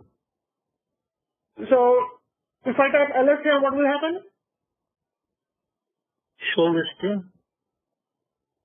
Yep. Okay. So this part is what it's doing here. And then what is this part doing? It's taking for x. So x, each time x is going to be, all these things will be x. Each time it will replace each script with x. So what are we telling to X to do? Each time this listing will be, so here very first time for X in listing, so they will X, and then for here do cat X. So what will happen? Cat X means, what is it catting? Listing. Yeah, it's catting listing. So each time, each list will be this script here. So it's going to cat this. What does cat do? It will read the file, right? Read the file, yeah. Okay, so it will read the file. When it's done with the file, it goes back up here again. And it will read this file. So it goes into the, so this script is going to read 1, 2, 3, 4, all these files here. It's going to read, it's going to read these files here. How many files do we have? So we have 16 files.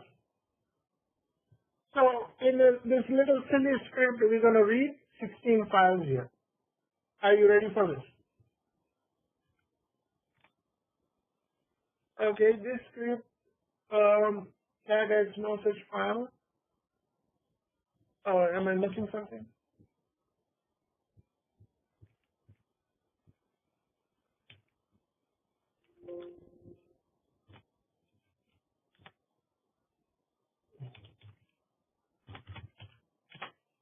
So I think I need to put a semicolon here.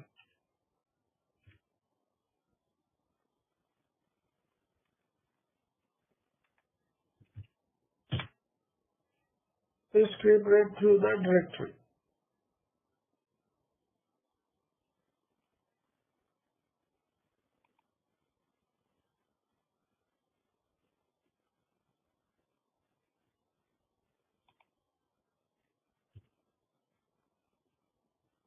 For X in dollar listing,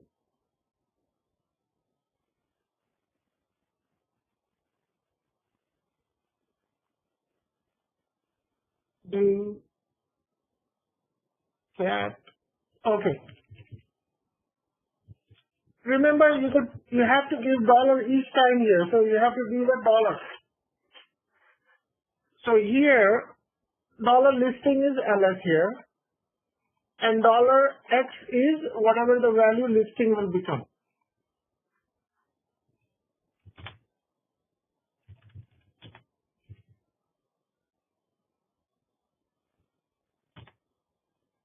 It read through all these files here.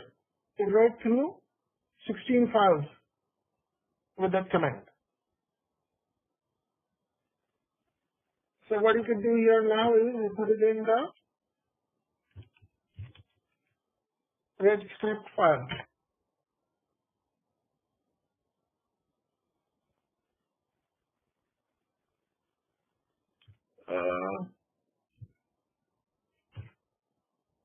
Read script input file is output file.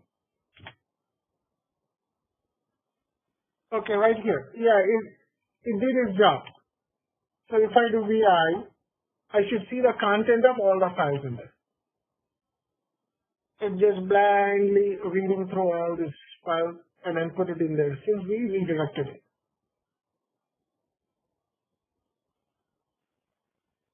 Okay? You guys are still with me, right? Yes, sir.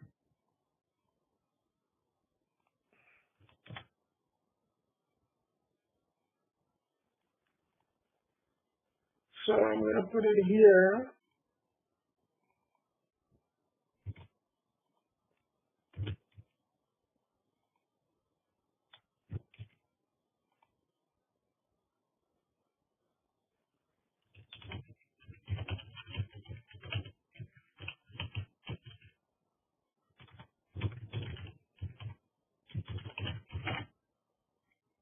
Okay. Alright, I think we are more than, okay, so, alright, we'll catch up tomorrow and then we'll continue on, okay? And I'm expecting guys to send the document here because if you are really serious about this and if you want to see some results of your hard work, my hard work, send me the document and then we'll start marketing here, okay? Because this is the second quarter, March is going to hit, and then probably the budgets are ready now and they'll start having middle of March. And then you guys are ready for it.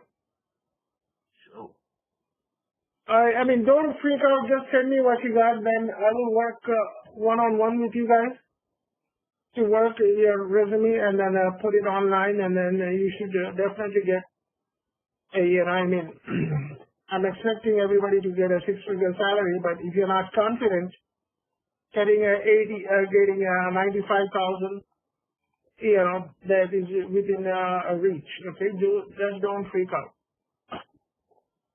And then I have a recruiter working with Apple here, so I will send her all your resumes when it's ready to her, and then maybe she'll put you guys in Apple. Once you get the stamp on your resume that you work for Apple, you're all set for the life. Yeah, that sounds good. Thank you so much. All right, guys, help me to help you, okay? That's all. Yes, sir. Sure. Well, this week we're gonna try to accomplish like whatever we have done, and then whatever we can work on. So, and then we're gonna. It's simple. You just grab a document, okay? Okay. And then, like here, just grab a blank Word document here, okay? Put like 3 or 4 bullet points here. One bullet point, 2, what you have done, about each subject, no more than 2 or 3 lines, okay? Then put a line like this here, and then put another subject here. So send me the rough document here, okay? I could make you a resume, but when you make it put it together one for yourself, you're actually going through the document and understanding what you really wanted to put it in there. What is that important you think is important to put on the resume and not. That way you would have a good understanding of your own resume. What you have put on your own resume and what is listed on your resume and what part of resume you put in that information that they will be asking you, the commands and all that. So, like here, open the document and go through it and says like, go through the easy commands here and put down like, okay, you could bunch like 4 or 5 commands in together, and I'm familiar with the put down little complex commands, created several scripts, on your own, things like those. That's all they've been looking here. It's not loading yet, but for example here, like NIC configuration, what you could do is for this NIC bonding here, you could put down one simple line, perform NIC bonding, and then troubleshoot NIC bonding issues, and then here put down like set active passive, familiar with the NIC bonding process of active passive, okay? Just put down all that in one line here. And then put down in here, configure NIC configuration, I've done that. Just put that down in one line. And then LVM, focus on LVM really good. Use the extended LVM, set up swap using LVM, reduced and delete LVM and all that. And then put down extended, use FSTab. Make sure you mention FSTab in there. So even if you put down as a junior admin, you'll probably be getting like $90,000 to $100,000 minimum. Okay, for your first job, whatever they're offering, for the first job, when they call you, they'll say like, is the $50 going to work for you? And more than likely, they will offer you $50. Just say yes. Okay? Can you do more? Just tell them as if you want more. Can you do 50? Can you do 54 too? And they will readily do 55. When they ask you how much you're looking for, don't tell them that how much you're looking for. Ask them, what can you offer me? And they'll tell you like, okay, we have $47 per hour. Can you do 50 or 52? And they'll say like, yeah, fine, we'll do 52. Okay, so work with those. And if they say it's not a full-time, it's a contract job, then I'll tell you how to set up your own corporation and all that, and then take the check on the corporation. That way you can write off all your expenses. So if you have like year in real world scenario, then you'll be all set. What about the insurance? If I'm going to be working my own, I mean, it depends on the company I think you work for. About what?